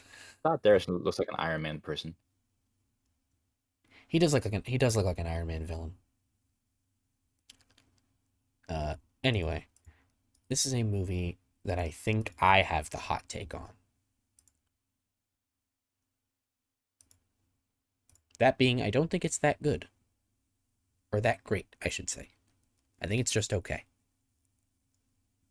Because a lot of people really like this. Like they like a lot of it. They don't see what I see when I watch it, which is perfectly fine. Um, and what I saw was a pretty uneven, um, inconsistent thriller. Um, and mainly I think that comes from really bad first 20 minutes, first 20 to 30 minutes. Like I fucking downright awful first like 20 minutes. And it was one of those like moments where I was like I lost faith in everybody for a moment, you know what I mean? Hmm. Uh I was like, really? This is the movie that's getting such heavy praise? Um but then it continued and Ethan Hawke entered the movie and I was like and it turned into the thriller and I was like, okay, nope, now we're getting somewhere. Um particularly like the movie has a solid storyline with the kid who gets kidnapped. And everything happens in that basement and with Ethan Hawke and the titular black phone. It brings in like a supernatural element that I think should have been explained more. I don't know why this thing does supernatural things. Maybe it's ambiguity. Is the point of it? maybe, but then they proceed to have a character who has dreams of the past and can see where people were Oh, oh, okay. with no explanation. And it leads into a lot of weird tonal things. Like one of the lines in this movie is a little girl who's pretty religious, kind of losing faith for a minute and going, literally looking up and going, Jesus, what the fuck? And I think that was either, I don't know if that was supposed to be a moment of comedy or like actual serious moment, but I was like, what? You know what? Figure it out for yourself, gamer. And so I don't know. A lot of this movie didn't quite work for me. I thought it was rather inconsistent in tone and concept. I didn't know what quite they were going for. I think Ethan Hawke is not in it nearly enough. And the eventual conclusion is too swift. And I think they have really horrible attempts at comedy in this. Funny. Yeah, like really awful. Like, please, like, this is not a good mood breaker. Like, this is actually pretty distracting. Yeah, no, it's whatever. Yeah, I'm gonna yeah, no, fuck it. I'm gonna be quick with this. This is a 6.5 out of 10. It's a Oh, pretty okay movie. nicer than Spiderhead. Yeah. Well, I think it's a better movie than Spiderhead. Oh, Uh well, I don't think the Black Phone is a more. I think for what the Black Phone is trying to do, it commits more, while some more Spiderhead pathetic. doesn't commit. You sound more pathetic towards Black Phone than Spiderhead. Because Spiderhead is a movie that like had genuine concept and intrigue, like to me personally, and so to see them kind of not commit, um, like not commit to the darkness, or anything, that was pretty like disappointing. But the Black Phone, they committed. I just didn't think it was pretty good or consistent. Uh, I don't know. Maybe if you I think it's on Peacock now, so it is. if you watch It, it, maybe you'll understand fucking more of where I'm coming from, or maybe you'll everything's going disagree, on Peacock. or maybe you'll disagree. Who knows? Maybe. But yeah, I'm noticing Ethan Hawke is just taking over Peacock. Yeah, no, that's what I think of the Black Phone. I'm very apathetic towards it, but I don't think it's a bad movie. Hmm, So fair yeah, enough. moving on from the Black Phone, we get into, oh boy, here we go. Thor: Love and Thunder. I recommend we keep this one pretty quick. Yeah. Uh, you want to go first? Sure. So this was a movie that I um walked into with all sorts of doubts. I will be out front with that. But I walked in with the pure expectation of I want to have a good time. I walked out being so underwhelmed, I felt nothing. The House of Soul. I barely laughed. I barely felt anything. I kind of just went and saw a movie. You'll And never it take those 2 and hours back. I will never get that like hour and 50 minutes back.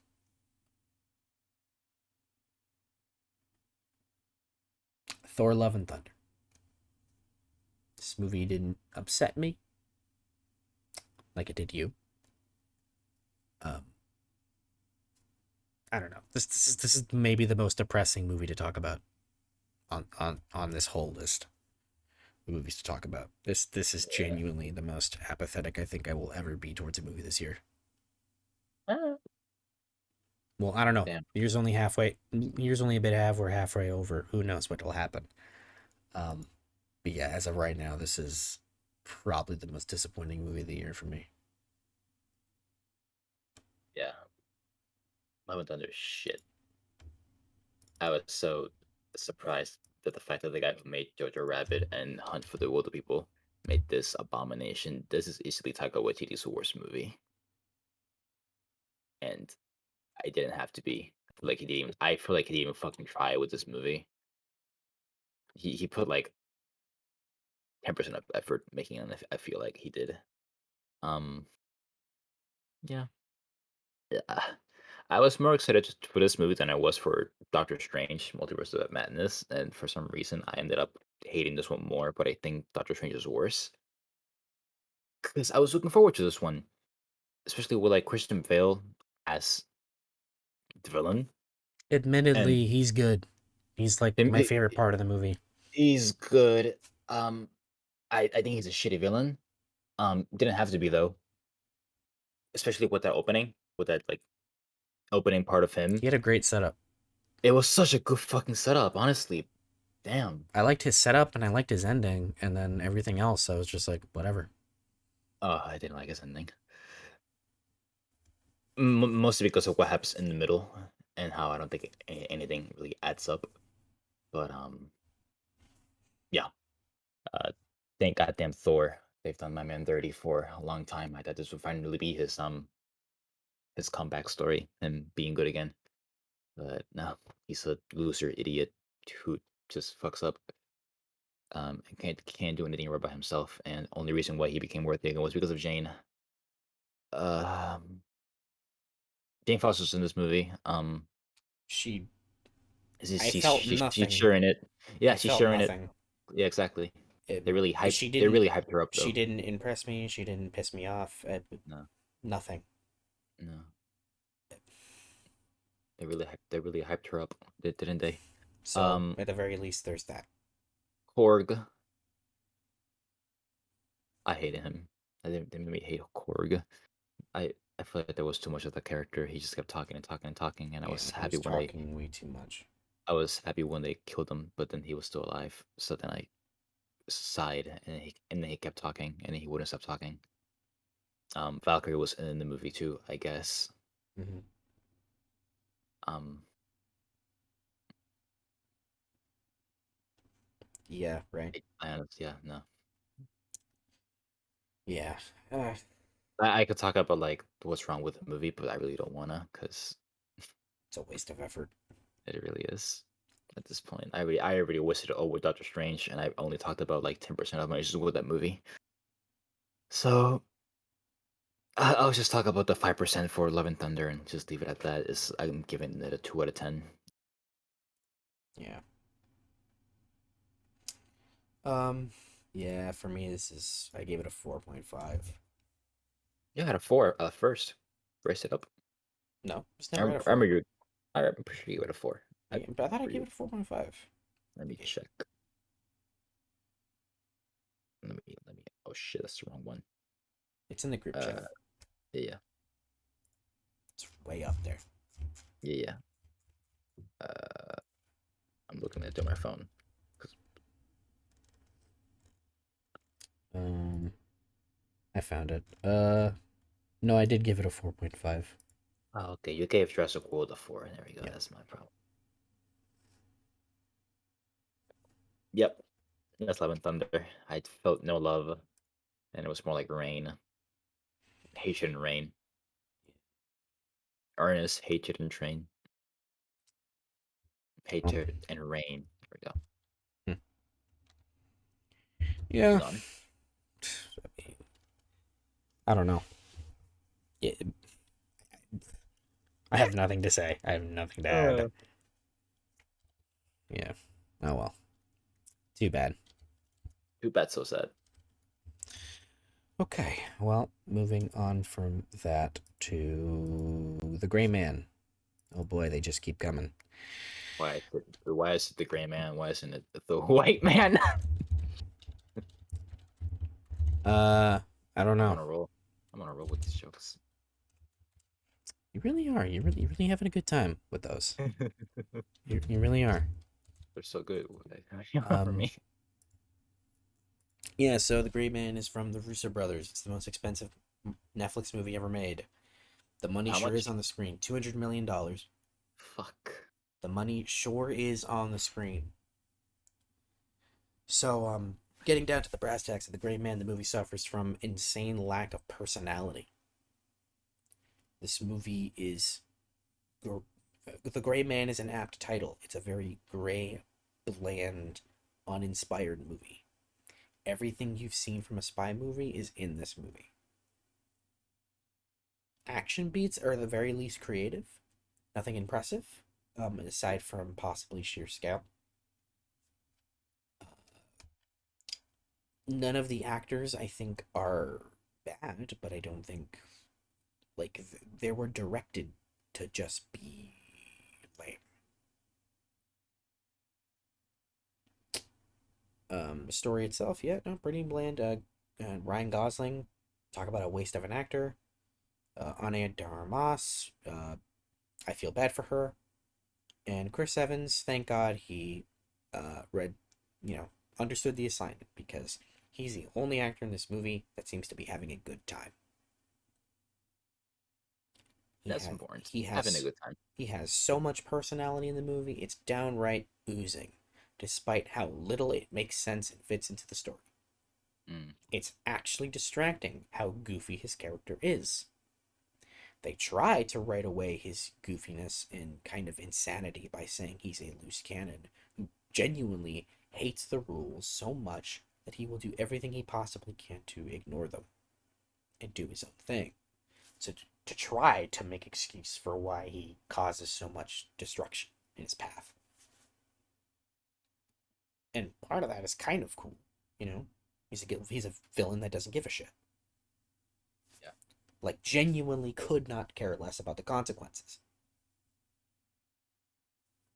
Like he is that kind of villain that rationalizes his reasoning but fuck the rules. Oh, you're stupid rules.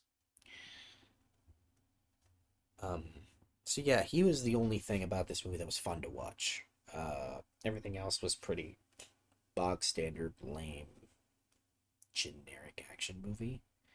The only thing that actually got on my nerves was the amount of drone shots and how horrid they were.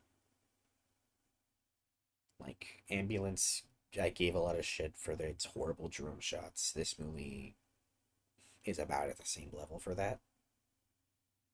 Um, yeah, no, this is a pretty lame movie. Oh. It's perfect where it is. I guess the Rules was really dead peak. They sure did. Um, it's a 5 out of 10. Ooh. I know that sounds pretty nice compared to everything I just said, but I think that's an accurate summation of what I feel. Fair enough. Fair enough. Fair enough. Yeah. Uh, Anything to ask before I move on? Probably not. I think I felt the same way about the Gray Man. Like probably the way you're feeling right now. Like watching the trailer. I guess I saw the trailer. Oh, I was gonna say, Didn't like, really, did you see it? no, I didn't really care much for the Gray Man. Like just like seeing the build up to it. Mm-hmm. Yeah. Okay. Well, yeah, that's the Gray Man. That is that. It was a very gray movie, right? Yeah. Oh well. Well, moving on from that, we go into a movie you can actually talk about. Nope. Hey. So I'll let Uh you go first on that one, because oh you sure. actually got to see it. So you get to talk I first. did I saw the movie Nope. Um Jordan Peele is a director who made the movie. He is Right, a director. writer, and director. He is writer and director of the movie Nope. This is his third movie. Um, right Yes. after the movie Us, which I didn't see, and after that, and before that, it was the movie Get Out, which I did see and liked, but don't think very strongly about. Nope, I think it's actually his best movie out of the two that I've seen. I like Nope more than Get Out, and I think it's better. with the way it talks about its themes and it's just the way the movie is made overall. I enjoy Nope a lot more than Get Out, and I'm never going to see Us probably because I only hear bad things about it. Hmm. Yeah, Nope is pretty interesting. Was would Yeah, you go call ahead. it a would you gonna call it a pleasant surprise? Yeah, I was very Because I surprised know over you how weren't much I thinking very highly of. I know you were more intrigued than excited for yeah, more intrigued on the Alien movie with uh, the guy from Key and Peele. it. He's gone a long way, hasn't he? Yeah, he has. I'll be honest. I felt the influence from the comedy show in this movie, Hmm. just with how bonkers wild it was and creative. Because Key and Peele skits are bonkers wild and creative with the way Hmm. they go about their Yeah, jokes. their setups for their jokes are so out there. Yeah, and then the payoffs for them are like fucking what the fuck, Yeah. random. And yeah, the whole concept of this movie was interesting and seeing it all unfold into what it actually is was I think a pretty unique take on the alien coming to Yeah, like it's an alien, right? yeah. What's Yeah, the? on I the know there's a specific genre for it. First encounter. yeah, the first First encounter encounter. genre. Yeah. There we go. Which I don't see much of. Yeah, you don't get to see a lot of this kind of movie. But none will ever do it better than Cowboy and Aliens. You know, it's always a It's good attempt to be made to try to outdo it. it's always an attempt to be as good as Cowboy and Aliens. Uh, You'll never be as good never ever. Yeah, definitely not what I was expecting with what it turned out to be, though. Hmm. and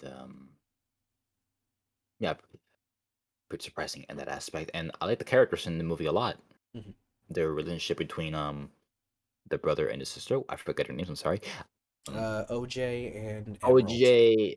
And Yeah, Emerald. the relationship was pretty Yeah. great. Actually, my Daniel probably Kaluuya and Kiki Palmer, the yeah, actors. it's probably my favorite shit like in the movie itself. Hmm. Very intriguing and enjoyable with the way their personalities clash against one another and I hate to say how well they bonded because they are brother and sister already, whatever. But just how they reacted to things in the movie, and I like how that there. This is a horror movie also, Yeah. too, right? I mean, I consider it And more thriller, but yeah, yeah, but it's safe to put it they in that were category. they were pretty competent characters all the way through. They weren't stupid doing stupid things that you wouldn't like. You look at your screen and go, "You fucking idiot! Why would you do that?" Yeah, I didn't get none of that in the movie, which is nice. Seeing smart characters who are very likable. Um, the character Angel, he was alright, I liked him I a guess.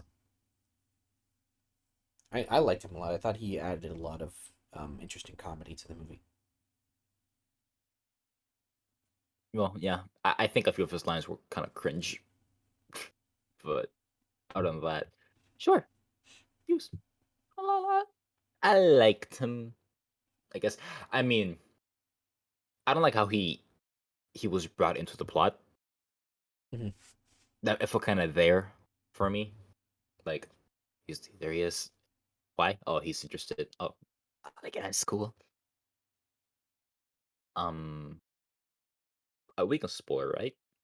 I would say the movie's almost a month old at this point, but I think because it's not doing amazing, I think we should keep our mouths a little more tight on that.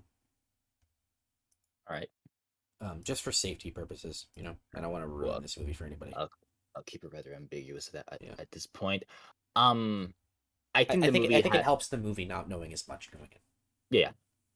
I'll say it now. I think the movie has a few issues with its rules. Um, based mostly on how the alien works and what the movie tells us about the alien, but a certain character doesn't follow it through because there is a character in the movie Mhm. that is aware of the fuck it, is aware of the alien and kind of how it works. No, But you could say that it's an alien. yeah, no, I'll say it's an alien. It just Yeah, I a think character that's that's aware. pretty well known. It's That's aware of the alien and on how it works, but it comes to a point, and we know that he's been using the alien in a way. So, okay, he's been learning about the alien in a way that he can use him, but then it comes to a point where he kind of just doesn't follow the rules that the alien goes by, and that costs him dearly. But the other characters don't.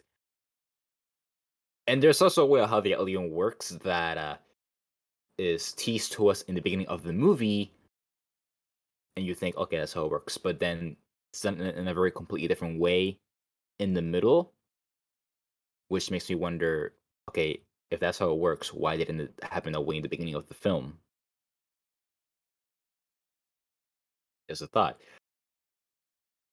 Wonder, yeah, I wonder why. Would you And say you were more impressed with the movie overall? I was impressed with the movie. Because I know you weren't expecting much. No, So it's well, it's interesting to see you gush this much about the movie. yeah, I have issues. I definitely have issues, but overall, I enjoyed it a lot more.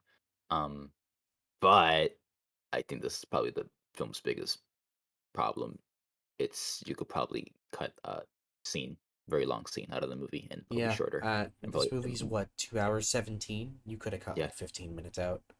yeah, And that's it. That is unfortunate because I understand what they were going for, and I think it's a great scene. It's a great bit on its own.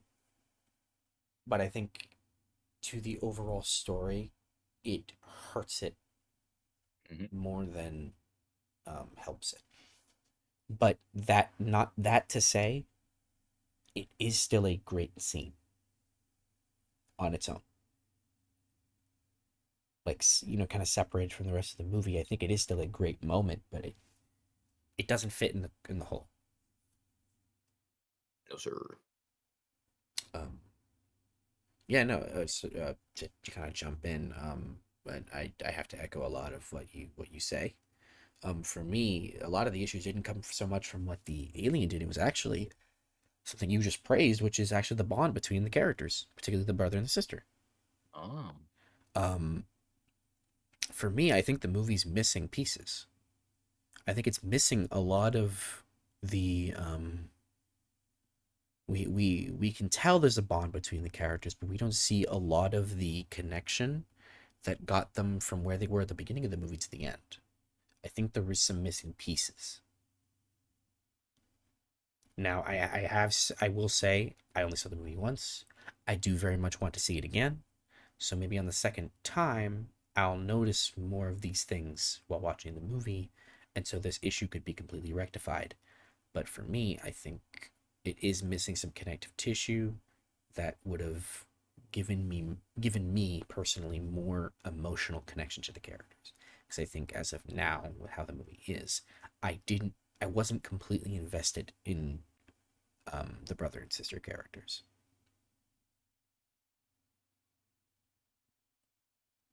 which presented an issue for me because at the end of the movie, there's a big emotional payoff, but I didn't. I wasn't invested as much because I didn't feel the connective tissue throughout. If that makes any sense. yeah, Um, I don't know if you. I mean, I guess not. I guess you don't agree because you didn't have this issue, but um, I have to be honest. You know what I mean? fair enough. Like, do you see where I'm getting at with that? Um, well, I think I just might have seen it a little differently Mm-hmm. because to me it was very subtle in how it was done. Um, I would say more about it if I could spoil, but like something about what the sister says that's really bugged her for a long time, Mm-hmm. and kind of how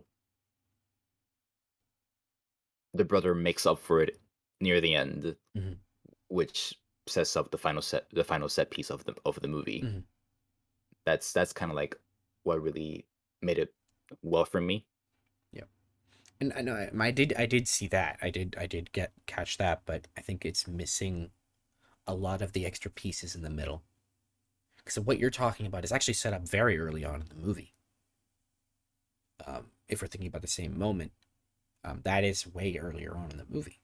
It pays off at the end, but there's bits in the middle that I feel like there could have been more moments for the characters to truly bond.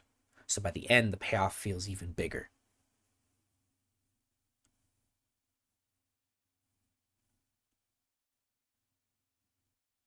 I don't know if that does that. I No, mean, I see. yeah, I see what you mean. okay. Um, Actually, I'm more interested to see now what you would rate it. Unless Uh, you have more to add before we get to that.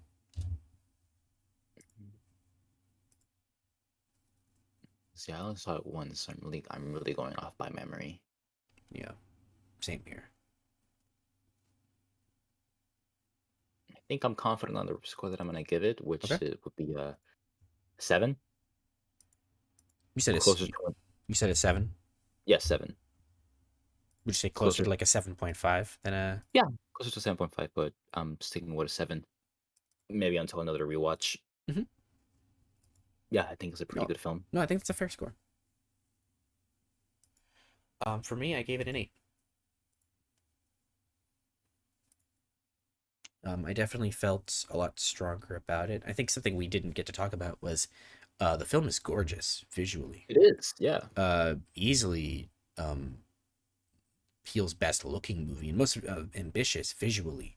I think the digital effects are fantastic. Yeah. Um, uh, and the film cinematographer is Christopher Nolan's current cinematographer. So Who would that be? Hoyte van Hoytema. He did, I believe, Interstellar, Dunkirk, and Tenet with Christopher Nolan. What a name. Yeah, I know, right? Yeah. No, I'm glad to see you. I'm glad you enjoyed it as much as you did. Yeah. Yeah. Would you say this is possibly a shoe in for best of the year for you? Might have to be, honestly. But, just wait until I see movies like The Northman or The Bad Guys or Mhm. whatever else you praised. And then we'll see, Yeah, because I haven't seen too many movies this year. I think I've seen about like a total of 12. I have seen at least double that.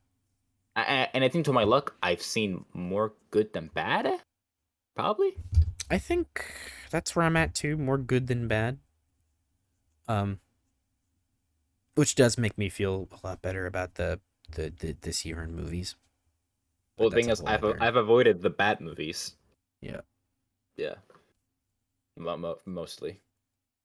Yeah. No. No. Fair enough. Um. Yeah. So yeah, Okay. that made stack us way up there. Yeah. All right. So on to the next movie, which is Prey. Another one I can talk about. Holy shit! Yeah. No. Awesome. But I know this one's gonna be an interesting conversation. It will be. You want to go first or Um. You go first because I'm kind of working on a small bit here. So go ahead. give me the rails? Okay, okay, okay, okay, okay. So Prey. I had a bad feeling about it from the trailer alone, but Prey turned out to actually be better than I expected, but not as good as people say it is. Um, a lot of that to me is due to the Predator itself and Naru as a character. So to the Predator first, I think they really go a very. Can I spoil? Um. This one is still pretty new. Yeah.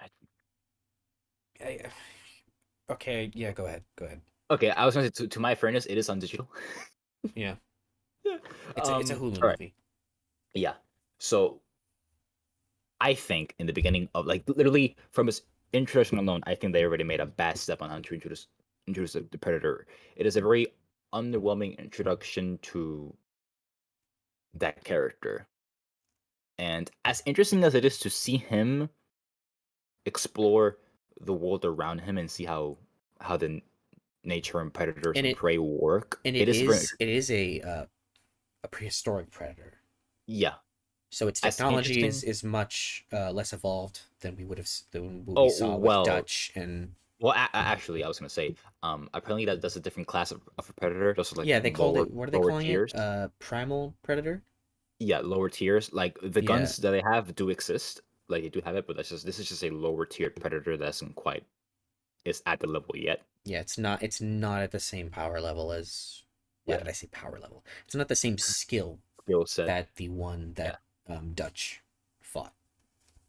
yeah. But I don't believe he wouldn't be competent. So my issue comes with I was mentioning that it's interesting to see the predator see the nature around him, how the world works, the people, the animals, prey, hunters alike, and seeing him explore all of that. That's cool. That's character. That's subtle character building for the predator itself, and seeing how he reacts to it physically. Uh, It's good stuff. yeah, something I liked seeing to add to your point, something that I liked seeing about this predator was for most of the movie, it's just observing. It's just Yeah, kind of watching. It's trying to, because I I don't know how you feel about this, but I think it actually does commit consistently to what was set up about the predator in the original, is that it has a code. What makes the predator interesting as a creature is that it has a code. It is still at the end of the day a hunter, and hunters have codes. yeah. They only go after something they feel as worthy prey, worthy So he, hunt. so it kills a snake. That scene was so fucking stupid. It felt like he put he got a rat, a snake, and an ant, and put them all in one and see what happens. Like It I get was trying to like find, let's like, all right, what's the dominant predator here? What's I worthy like prey? I would have preferred like I get what you're trying to tell this movie, but we're not dumb. I would have preferred if he was just seeing it happen, like, but it wasn't really like right in front of him. Would have preferred that, but then again, I prefer, which gets to my real point. I prefer that they didn't show that much of the predator at first. I believe you tease his existence in the world, but introduce him with the bear scene. Mm-hmm. Just think about that. What a fantastic introduction that would have been if Naru is being attacked by a bear and then the bear sees this weird thing and then the fight goes along. It's a fine fight. I like the beginning, not the middle, and the end of it. It was great. I actually like that the bear kind of gets some hits in. No, no, I I like actually do no, no, like that. I do like that. I like the fight, but not as a whole because I like that it's a struggle at first, and then the bear wins, But but then then he walks doesn't. away. That's retarded. Bears fuck you up. They will eat you alive if you're dead or not. They won't. They're not just gonna go leave you alone. They will make sure that you were dead. What if they eat you or kill you? So the middle part bothered me, but the end, oh, the end was fucking amazing. He one punches the bear in the jaw, square, and then raises him up and bathes in his blood. I'm upset at the beginning of the movie with the predator coming in because that would have been a fantastic introduction to the predator. You tease its existence in there, but the characters have no idea what the hell it is. We don't even know what the hell it is or what it looks like. But making something as impactful as that would have probably been like the best introduction to the predator in any movie of all time, especially the first one. Something like that. It is a very predator move for him to raise someone up and bathe in his blood, especially a bear. And all you see of him is him soaked in blood. And at that point, you show us a lot of the predator just fucking shit up. Because I believe it or not, I do like the beginning of the first act of the movie. It's very slow and builds up to a lot of stuff. But I'm not a fan of the predator stuff, even though it is interesting to look at. I think it exposes too much of the predator and what we know about him. Um, If you leave that mystique open and introduce him to the point where he is killing a bear, mhm. you set us up and like, oh shit, this thing means fucking business. I I actually, that is actually a really interesting point. Um, I actually I do I think that's a really interesting point. for me, the only thing I can think of like to combat that is a problem that I think the movie already has, which is they spend a lot of this movie explaining to the characters what the Predator is about, what it does, how it operates. But we as the audience already know this because we've seen Predator. So I think that having by not revealing the Predator too early and saving it for the bear scene, I think well, number one, I think you would have to rewrite a lot of the first act of the movie to get that scene to work. Um, I don't think so. I think you can just cut out the scenes where you see the predator observing stuff, killing animals and whatnot. I think that's all fine and dandy, but like just seeing his blood on the leaves, that's I'm fine with that. It teases his existence. Seeing that big light, red light go off in the distance while Naru is fighting that lion, I'm fine with that. It says something. Like you don't have to rewrite a lot. You can just cut stuff out and leave his existence, proof of existence in there, but the characters still don't know anything about I the think you predator. still run into the problem of the audience already knowing, which I think is unavoidable. I think that's actually an unavoidable problem. It's simply because, like, the audience isn't stupid. They know what a predator is. They know how it works. They've seen Predator hundreds of times. I do think that's just a significant. I think it is a problem with the film itself, but I think it's just a problem with you know a, a- this particular franchise is that we kind of already know what it does. We kind of know its thing, Right, and but they haven't done a lot to like try to be different. And so having your idea, which I think is a good idea, I think it still runs into that problem.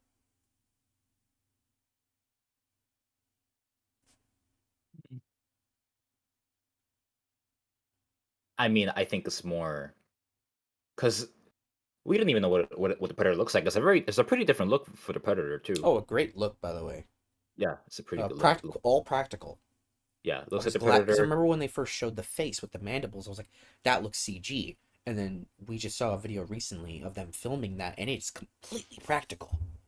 Which is, I was like, yes, thank you, because the Predator has always been practical. It's always been a dude in a suit. But honestly, I feel like you could definitely benefit from the audience knowing what they are, but still not showing what the predator is, because you do expect the predator to look well. If you didn't see the trailer, you might expect him to look like he does in the original movie, and then there he is The with what trailer, a they never different show look. what it looks like. Oh well, fuck yeah! Well, even better. Yeah, the trailer, they never showed, they only showed the mask. They never showed what it, like, actually looked like. So in the movie, when you see what it looks like, that was actually a pretty cool, like, reveal. Of, like, Oh actually yeah, seeing well, the face for the first time. I was like, whoa, that's a really interesting design. well, even better. Look how well that will go with him killing the bear. Do you know the original plan for this movie was? No, what was the plan? The original plan was they were just going to drop this in theaters. It was going to be called Skulls, and they weren't going to tell anybody that this was a Predator movie. Oh, They were literally just going to drop it in theaters and have people figure out that it's a Predator movie from watching it. I would have done that. They literally Or weren't going to hint at it at all in the that's a cool marketing or in the production or anything. They were just going to like make it, say it's just a movie about, you know, uh, Native American tribe discovering something, yeah. and then drop it in theaters and people watch it. It's like, oh fuck, it's a Predator movie. That'd be. I would do That that. was the original plan. I mean, no one would see it at first. That's the problem. That is the Uh, problem, but I think yeah, that is a really it would have been a great reveal, badass way to like make a movie, definitely. Um, especially a franchise movie like this that I think really absolutely needed a movie like Prey. yeah. So I was gonna say, yeah, I think the movie is it's a pretty good start, say for the movie, er, especially with the bear part. After that, it kind of goes downhill for me. Um, and to point the biggest part of it out, what I irritated me the fuck out of the movie, was the final fight. I despise it. It relies heavily on the predator being really dumb forgetting how to fight, not being able to maneuver this 90-pound woman. All the while he forgets how his equipment works. It was ridiculous for me. And I compared it to the original with where the Predator was, getting caught in his traps, and it made sense. But at that point, the Predator was also adapting to Dutch's traps to the point where he cornered Dutch. That whole fight was Predator in that fight stumbling basically onto her while she did some ridiculous shit. She jumped on his back, which is already a no-no. You do not want to get up close to that thing, especially you. And then the Predator slams her, does nothing about it. And then she has him chase her to threes to the point where he can't, where he hits a spiked tree and he didn't see it. And he gets stabbed on that. Well, more like grazes him, but still dumb.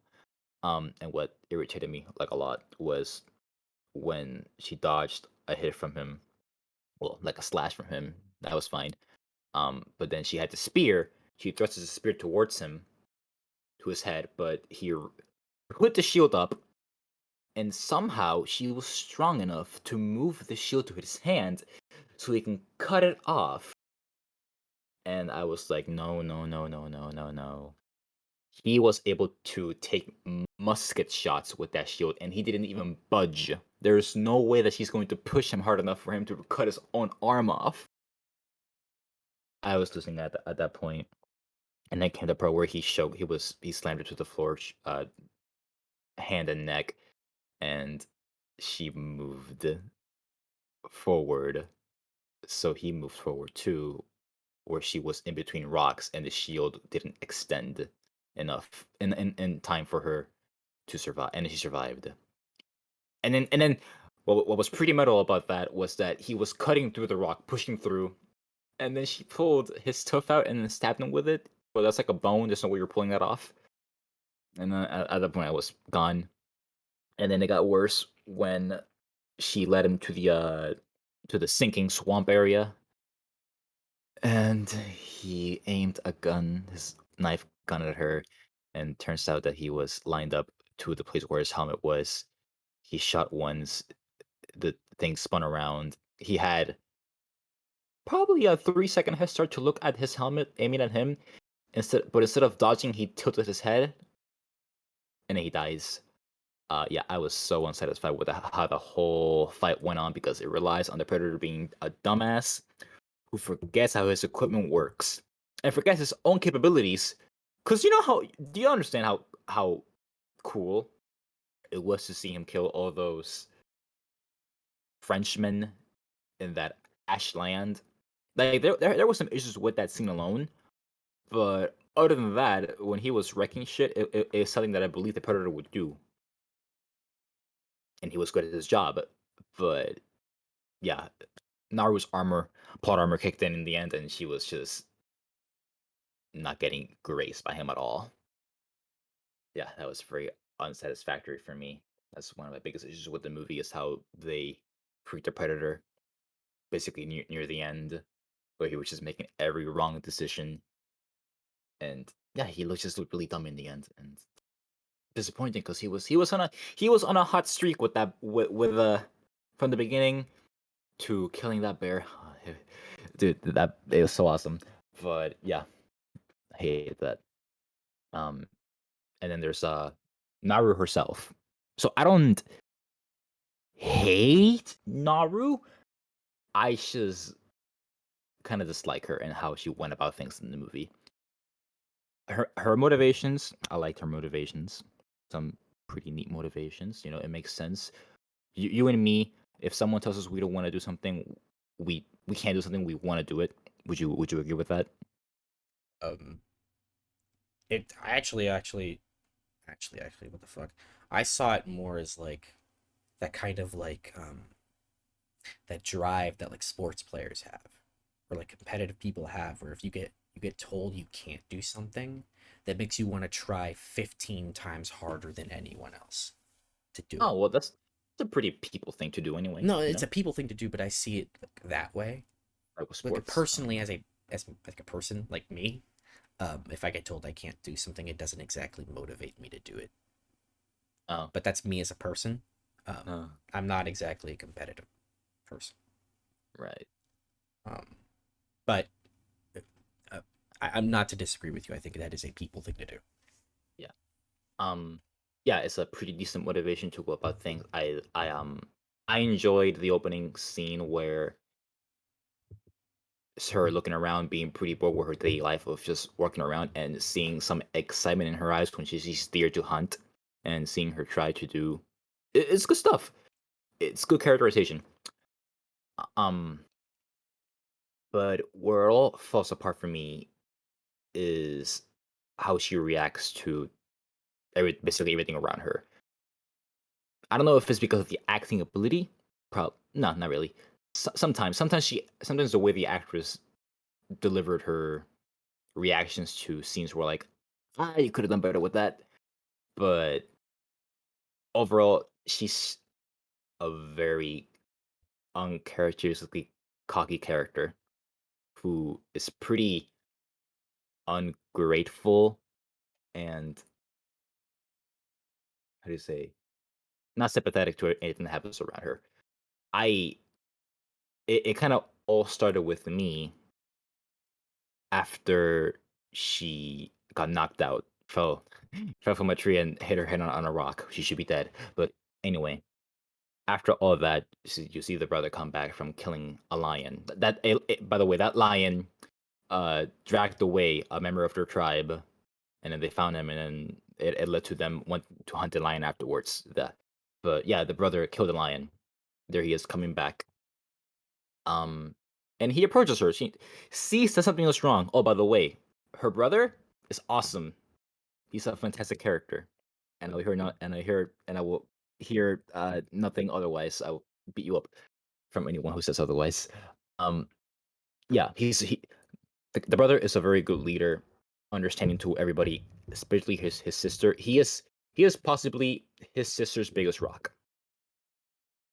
But yeah, he comes to her as, "Hey, Naru, we did it," and then she's very, how do you say, very well, she's upset clearly, and I'm fine with her being upset that she couldn't kill the lion by herself because that was her moment. But she shows no gratitude for him saving her life, no gratitude at all, and she kind of throws his accomplishment at his face. He's not even happy for him. Couldn't can't even be happy for him at that point. Which okay, fine. Um, and then he does a reasonable thing, saying, "You know what? Yeah, I lied. I did it. You couldn't pull it home." Putting some truth in her face because she's fucking being a bitch in the first place. But yeah, and you know, I was upset at that, but not egregiously upset. But then it went on and on and on. And after the bear scene, yay, she runs into other members of her tribe who are trying to get her back. She fights one of them. They're trying to get her home. It gets to the point where they will have to sucker punch her because she's being a little dumb. Also, I know how I said that she has decent reactions, which her reaction to seeing the predator for the first time was great. She was terrified and scared, but I was unsatisfied with the fact that after all of that, after running away from it, she decided she runs into her tribe members, talks about the beast, like say, "Hey, I found the beast. It's not a bear. It's like something else." And then she goes, and then she leaves to walks off to, you know why? Because afterwards she says, "Oh, I'm gonna go hunt it. I'm gonna go find it." And they're like, "No, what's wrong with you?" She goes from being extremely terrified and pretty incompetent to the fact that she can't do anything about this weird alien thing to being like, "Oh yeah, I'm gonna fucking hunt that thing, yeah." And of course they set her straight, sit her down, the fuck down, bitch. Get her. It gets to a point where the predator fights uh the tribe's members, kills them all, very gruesome deaths. They died doing the right thing, trying to get her home. Oh boy. And then she gets captured by Frenchmen. Those Frenchmen uh ask for her to help them because, they want to hunt this thing that's just killing around. And then she's like, "No, fuck you." Something like that. And then one of them, Raphael, I think was his name. Mhm. Um, he um he says he killed your whole party, right? And she replies with very cockily, "Not everybody." Not even showing a little bit of concern for the fact that your tribe's members died, and a part of that was because of you. Yeah, it's very unbearable at that point, and I think it was very, very, very out of character for her when her brother was taken out of the cage. The Frenchman took the brother out of the cage, and then they cut him up. And then you know how the whole point of that was to get uh to get her to help them. That was the whole point of that. And then when her brother was taken out of the cage and cut, she didn't say anything. She was kind of like just surprised, which fine. You're in shock of your brother getting being captured and getting cut up, but she didn't even like plead for him. Like, no, no, no, no, no, no, don't do anything, please. I'll help. Yeah, throughout the whole movie, she came across to me as yeah, as kind of a prick who really didn't care about anything but herself. And it was nice to see her react to when her brother died, but that was very light, very short, and there wasn't anything to it in the end. And I compare it to Dutch from Predator One. Like after all that, after he won and everything, he wasn't happy. He was distraught. He was a different man. He had that 1,000 yard stare while being flown away out of the helicopter. Just yeah, just mortified by everything that happened. And there's Naru in the end being very how do you say, feeling very fulfilled with herself because she didn't kill the predator because he killed her brother. She killed it for her own gain.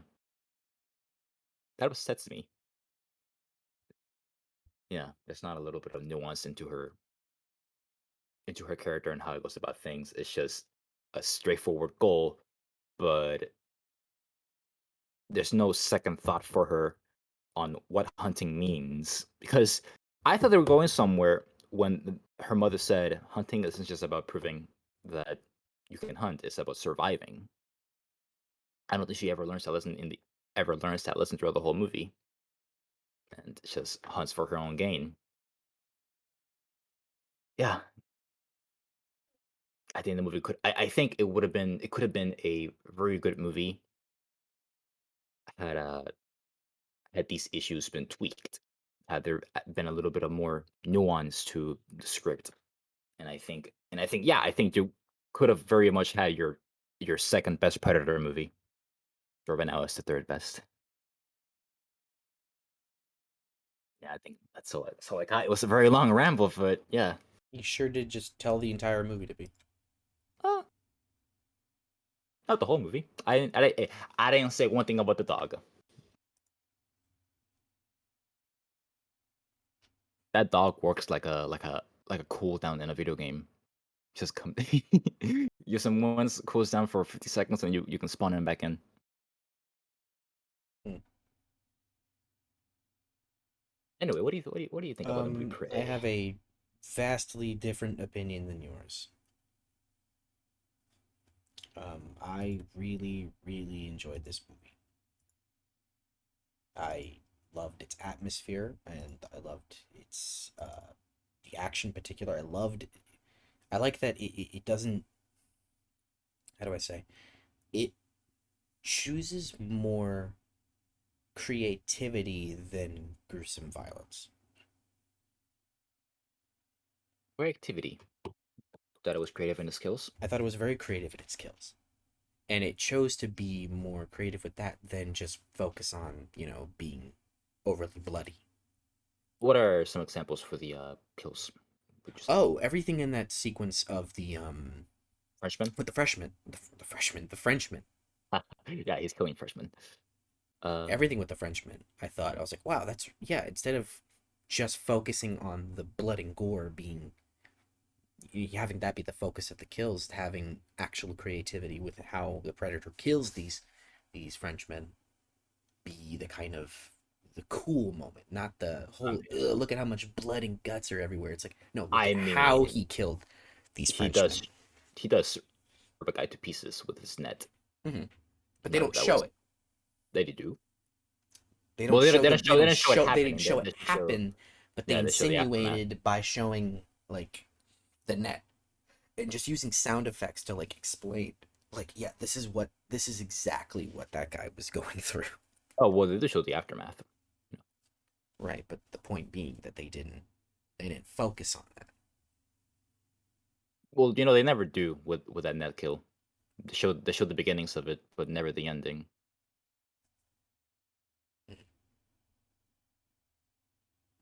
But yeah, go on.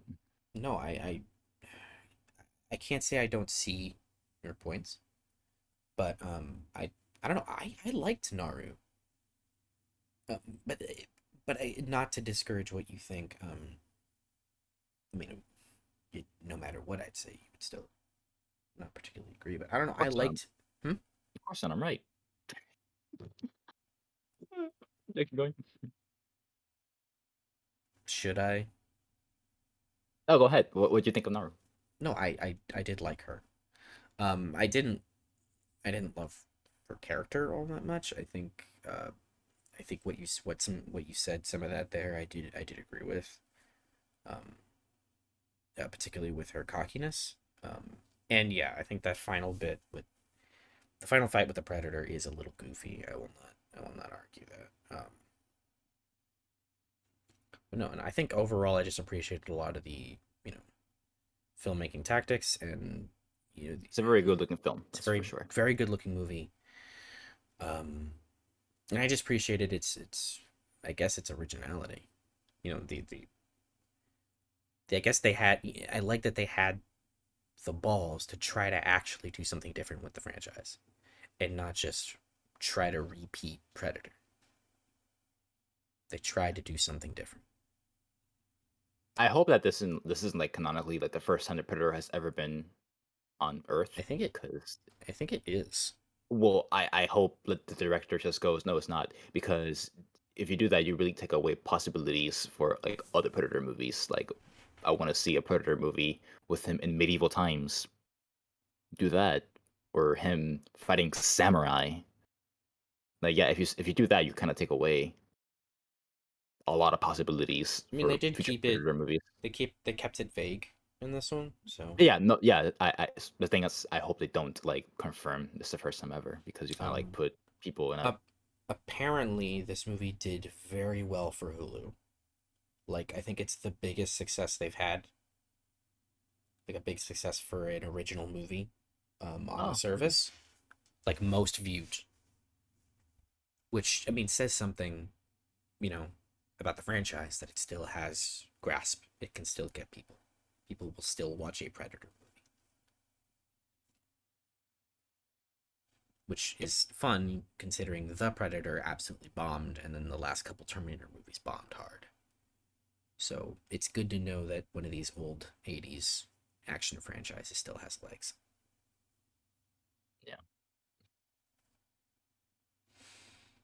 Yeah, How'd you feel about her brother? I like the brother. Good.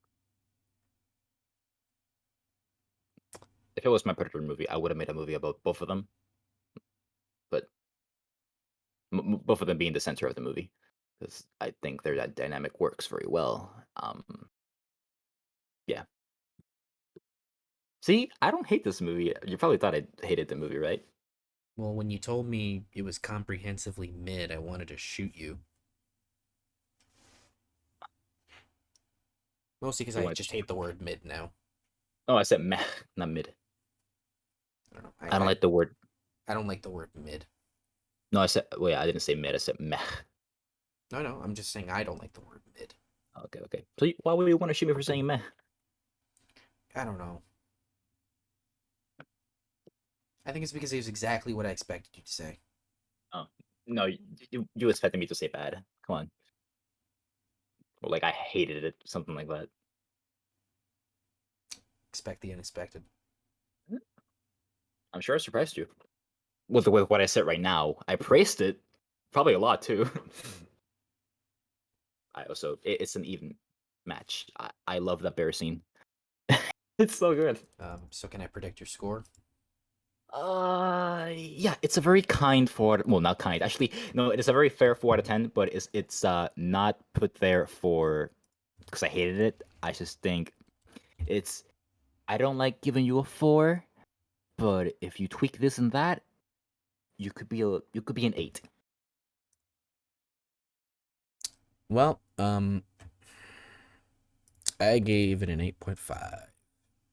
I'll kept it that way. It's one of my favorites of the year. Ugh, good. Oh man. Okay. This is why. Yeah. Okay. Well,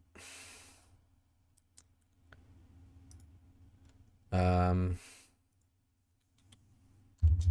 okay. And next movie is Bullet Train, which I can talk about. Yeah. Um, Yeah. Bullet Train is a movie.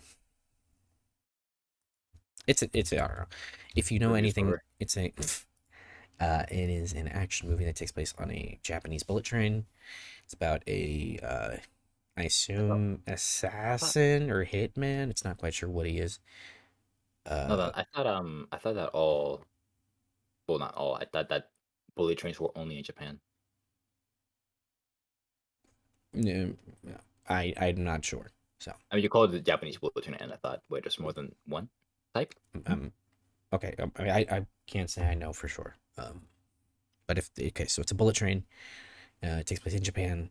Um, and it's basically this hitman assassin whatever fuck gets on this well he's going through like a series of reflection or self-reflection, and he kind of doesn't want to like kill anymore. But he's got one more job, to kind of get him back into the swing of things. But he's got to get in this train, and he's got to grab this case, and he's got to get off. He gets in the train, gets the case, all seems to be going well, and then he realizes that the entire train is filled with assassins who want this case just as much as he does. And so it leads into a ever descending spiral of insanity, of craziness and action and comedy in Japan and splashes of color. And it all kind of culminates into a movie that's all style, no substance. Um, I think it's a very overwritten movie. Uh, it's Overwritten, that's it's first. it's overly complicated. Oh, Overwritten as it's like you can tell it's written. Like when the people talk, it doesn't feel like they're speaking naturally. It feels like it's written dialogue. like a video game. No, because some you can still write. There's many games that write dialogue that feels natural. So I wouldn't say specifically like a video game. Oh, there's a game out there called The Last of Us Part 2, which is a very artificial game that manipulates you into because they just say what you think they would say to manipulate you. Well, that's very different subject, but I don't think bullet train is manipulative, right? Wants you to have fun. Hey. I mean, all movies manipulate, but some is more obvious with manipulation. Yeah, you All know, hold on. movies are manipulative. They want you to No, feel something. All uh, movies want you to feel something. To say that no movie is manipulative is false. But some oh, movies I thought are it was subjective. worse. All movies are worse. Not all movies. Some movies are worse at doing that than others. Some No, are we had. more obvious. I'm pretty sure we had this conversation now, and I was right in the end. 'Cause, like, all moves are manipulative is such a like that leaves no room for interpretation if you say that. What what what did they want you to feel for Joker? They What did they wanted want you me to to feel sympathy for the character. what manipulate? Oh, but what if someone didn't? That's fine. What if they interpret a different way? They're allowed to. Okay, so that really Interpretation depends on the person. yeah, so that really takes away the whole meaning of manipulation if they want you to like get one emotion from it. And Joker is a very interpretive film.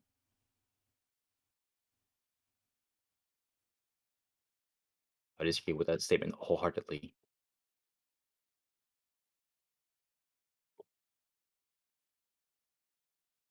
Bullet Train. What was I saying about Bullet Train? Uh, Dialogue that sounded very dialogue-y, not the people are talking. There Pretty we sure go. that's what you were at. And I think the plot is completely overwritten to the point where it becomes confusing. Um, and I think the action is sleek. You know, it's very slick. Uh, it does feel a little underwhelming considering that the production company that made this also put out Nobody, which came out just last year, and I think Nobody was much more impressive with its action. I think it does have better action overall, but not to discredit Bullet Train, it does have good action. It's just not particularly impressive.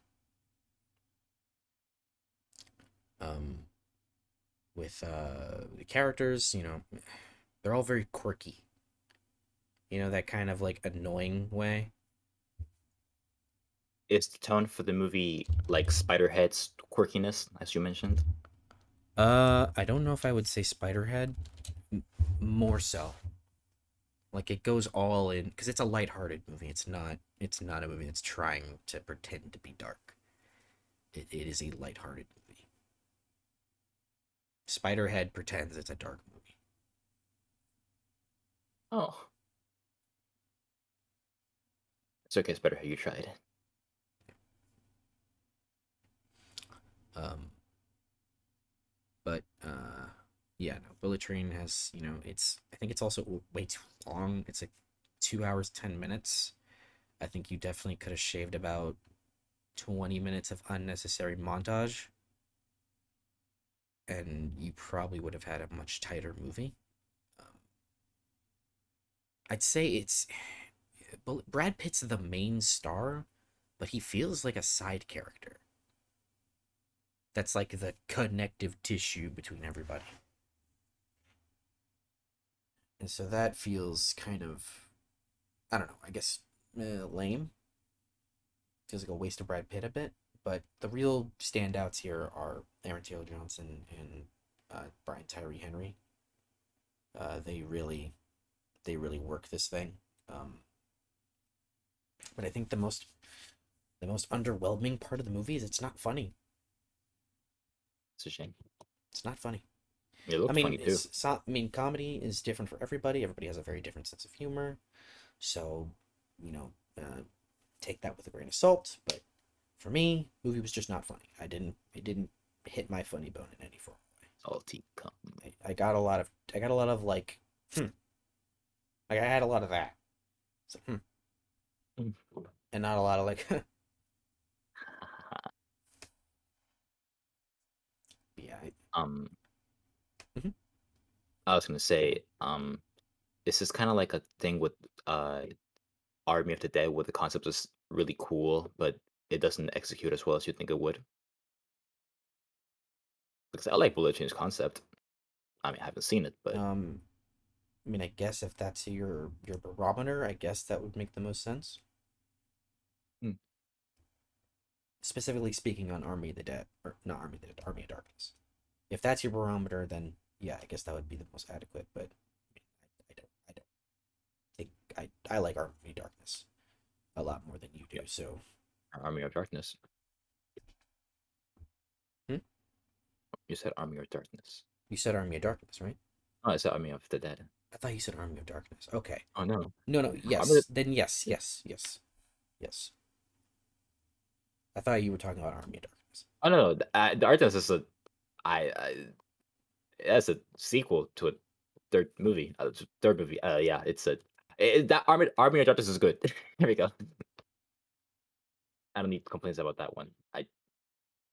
What a weird concept that I never. It's a concept that I would never think about.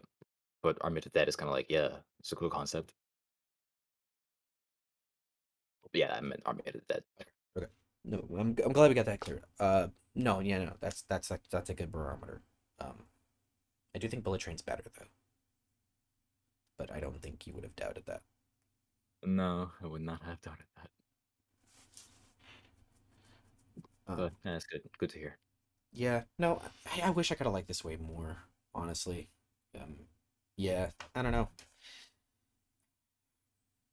You This think could get worse on a second watch, I think. you think I would like it? I think you'll like it more than I did, to be honest with you. Honestly, I'm not sure. I mean, you genuinely could. You could appreciate the style and action more than I did. You could find it funnier than I did. Um, but for me, it just wasn't hitting anything that I kind of found interesting. You know what I mean? Plus, Sebastian will like that movie. Uh, yeah, no, he might like it. But that's Let's say a very him movie. sure, I guess. Um, yeah, no, this is a perfectly whatever movie for me. I'm gonna give it a 7 out of 10. I know I didn't say much about it, but I don't know. There's not I much to don't say. think there's much to say about it. I wish I liked it more. Fair That's the main bit I want to drive home. You can manipulate your own feelings. Yeah, fair enough. Yeah. And the last movie I'm going to talk about today is Day Shift. Oh, this just came out, right? Yes. Oddly enough, funny enough, also from the same production company that did Bullet Train. I know Um, nothing about this movie. I know my stepfather and mother were watching it, and my mom were watching it, but yeah. um, to be funny enough, so this is going to be a very hypocritical thing to talk about because I like this movie a lot. Where's the hypocrisy? I'm giving it the exact same score I gave Bullet Train, Huh. which is a 7 out of 10. Oh. I'm gonna throw that up right now. I'm gonna spoil my score. This 7 out of Okay. 10. I saw a lot of people actually really shitting on this movie, but for me, I don't know if this is just a guilty pleasure already for me, but I really had a good time with this movie. It's silly and stupid and lacks a lot of character development, and I think the world's interesting, but it's not well defined. But I just had a fun time rocking with these characters. I had a fun time rocking with Jamie Foxx killing some vampires, and I thought the action is great. The action is much better than Bullet Train. There's so for a lot of the vampire stuff, they have like different. So the vampires are separated in classes. So the vampires have like different classes, and certain classes have certain attributes. And so there's one class of vampires they call spiders, which are played by contortionists. And so when they're getting like thrashed around or smacked around or stabbed or getting thrown onto things, or when they're throwing people around, they're like contorting their bodies in like weird ways to like add to an effect. And it looks really cool. It's really creative. But yeah, the movie has problems with comedy, and the world is not well defined, and characters are stock. And the villain is horrendous. Like, there's a scene where you could predict everything she's going to say, and you'd be spot on. Woman, am I right? You just know what they're gonna say. Yeah. Um But no, this I enjoyed it quite a bit. Um, but that's where the hypocrisy comes in because it's arguably a worse movie than Bullet Train, but I liked it about as much. so it's more of a 5, but you have a 7 enjoyment out of it. It's more of like a 6, but Alright. but I enjoyed it quite a bit.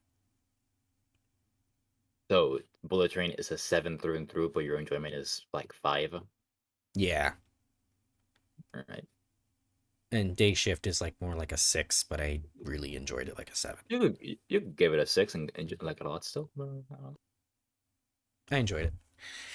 But yeah, Yeah, you that's did. that's Day Shift, Oh, that and was that long. is we just talked about 22 movies.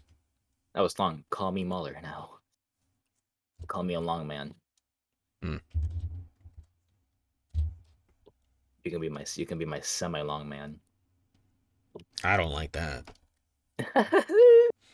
Fine, you can have the top spot next to me, long man. I don't like that either. Oh man, okay, fine. Be a short man. Damn, 2022 is a year. it is a year. Yeah, I got a lot more to watch and a lot more to avoid. Apparently so. Yeah. What's there more to look forward to? For the rest of the year, well, August doesn't have much, but August never has anything. Oh, Um, we got Dragon Ball Superhero. all right. Um, September has Don't Worry, Darling, and the Marilyn Monroe movie Blonde. Um, October is gonna have Amsterdam, Halloween Ends, and Black Adam. November has Black Panther, Wakanda Forever, and a movie Holy shit, that is. called The That's Menu, which I'm actually interested in seeing. And December has Avatar, Shazam, Puss in Boots, I Want to Dance with Somebody, in Babel. yeah, that's a lot to look forward to. But yeah, there is still a bunch of stuff I missed already this year. No, you'll catch up eventually. I know you. Yeah, I'll catch up, I guess. But there is some stuff I'm avoiding like the plague. You know that movie, The Bubble? It's on Netflix. Bubble. The Judd No, Apatow one. Like a bunch of okay. actors are making a movie in a pandemic. Oh, I never heard of that. It's apparently like one of the worst movies ever made. Starring Karen Gillan, Pedro Pascal, Daisy Ridley.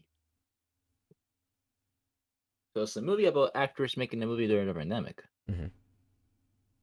And it's apparently like one of the most unfunny, cringe-worthy pieces of shit ever made. Oh, with such a cast? It's also 2 hours. Oh, Yeah, I was gonna watch it back in like April, and then I saw it was 2 hours, and I said, "Fuck this." so it was the length that got you. Yeah, it was like a 2 hour long comedy that's apparently absolute garbage. What? No, not watching that. So I think I saved myself a bullet, but I don't know if I'm gonna go back and watch it. I don't know. Maybe you want to like watch it to like just see a bad movie. Even Um, that, even that out, bro. Elvis comes out next month on Blu-ray, so I might watch Elvis. Yeah, that Um, movie. I forgot that came out. Apparently it's good. Yeah, I don't know. I don't know. It's that's like the one Tom Hanks movie this year, I think. Yeah, he gets the one. Wait, when did Finch come? Oh, that Finch was last year. Yeah, Um, yeah, he gets the one every year. you get the one every year. Oh, he's got two this year actually. He's got Pinocchio in September. Oh shit, I forgot about Pinocchio. Yeah, not Which not Pinocchio the is? not the Guillermo del Toro one. The live action Yeah. Disney. Yeah, Why are there two Pinocchio movies coming out this year? I don't know. And why are they? Like why are they both Pinocchio and not like Pinocchio this and that? Well, one of them is It'll make. called Pinocchio. The other one's called Guillermo del Toro's Pinocchio. Um, is that the horror? Is that was horror, right? No, Or no? I Which think it's one? stop motion animated. Oh, So yeah, well, yeah. The Toro is good at style. Everybody watch Pan's Labyrinth. It was a good movie. You've seen it, right? like once. Fuck. Yeah. Same.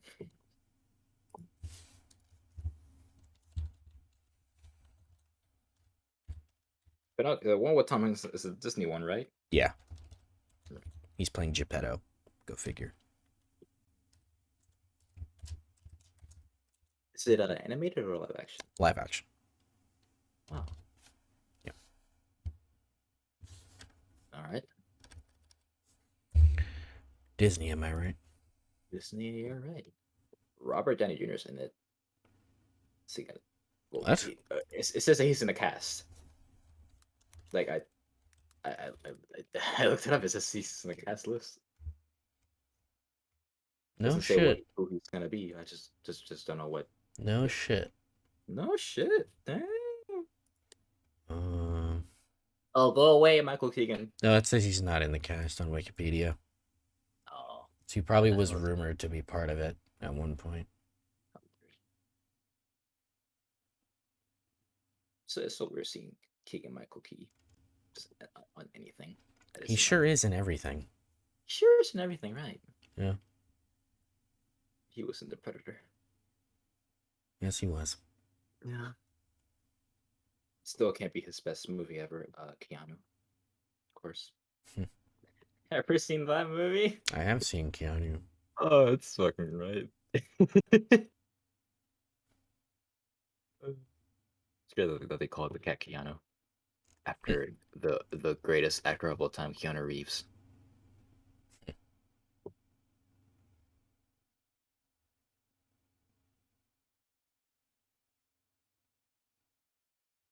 Yeah, Sam Mendes was at one point in talks to direct that Pinocchio movie. really. Yeah. What changed there? It was Uh, set to direct which movie? The the Disney Disney one or Pinocchio, yeah. who's directing it now? Robert Zemeckis, Oh, which Robert Zemeckis fell off. But maybe this will be his comeback story. what was his last good movie? Castaway. That was a long time ago. 22 years ago. No way, bro. Unless you want to tell me that A Christmas Carol. Actually, no. I heard Flight was good.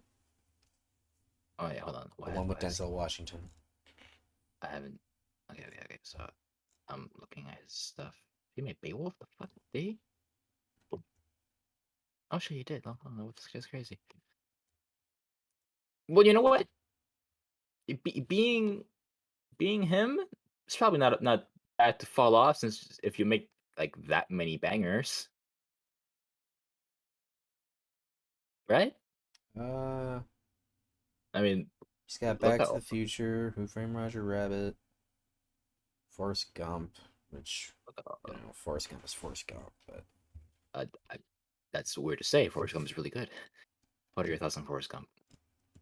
I think it's very manipulative. Interesting. I've seen it like a lot, so I feel like every time I watch it, I kind of notice it more. I mean, Jenny's Even a though, bad person. That's what I know. yes, Yeah. I think everybody agrees Jenny Jenny's is a bad person. horrible. Yeah. Um, and I don't know. I just find the movie like overly melodramatic and manipulative. I don't know. I don't think it's a bad movie, but I think it's just like a very overrated movie. I'll forgive you for calling it bad. It's fine. No, no, no. I wouldn't say it's bad. I don't. I wouldn't say it's bad, but personally, not a fan of it. I mean, Not much of a fan. it's bullshit that it won Best Picture over Pulp Fiction. We agree on that. Everybody Yeah. agrees on What that. was else nominated that year? Doesn't matter. It won, right? Yeah, fucking hell, it won.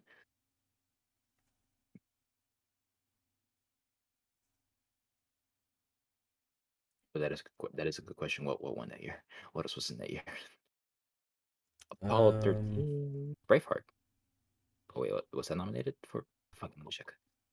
E.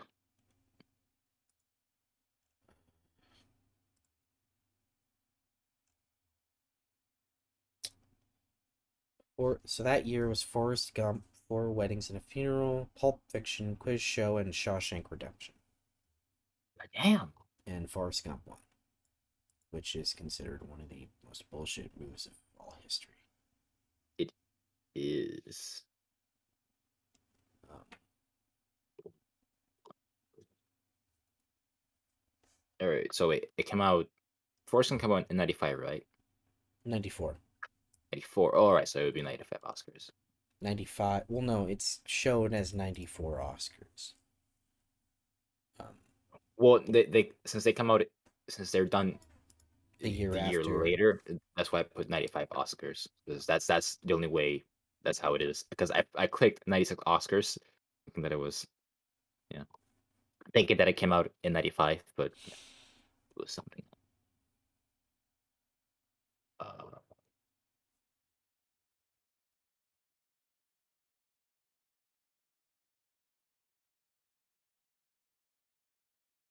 there it is. Four Weddings and a Funeral. I never seen that. What's Four Weddings and a Funeral? I don't know.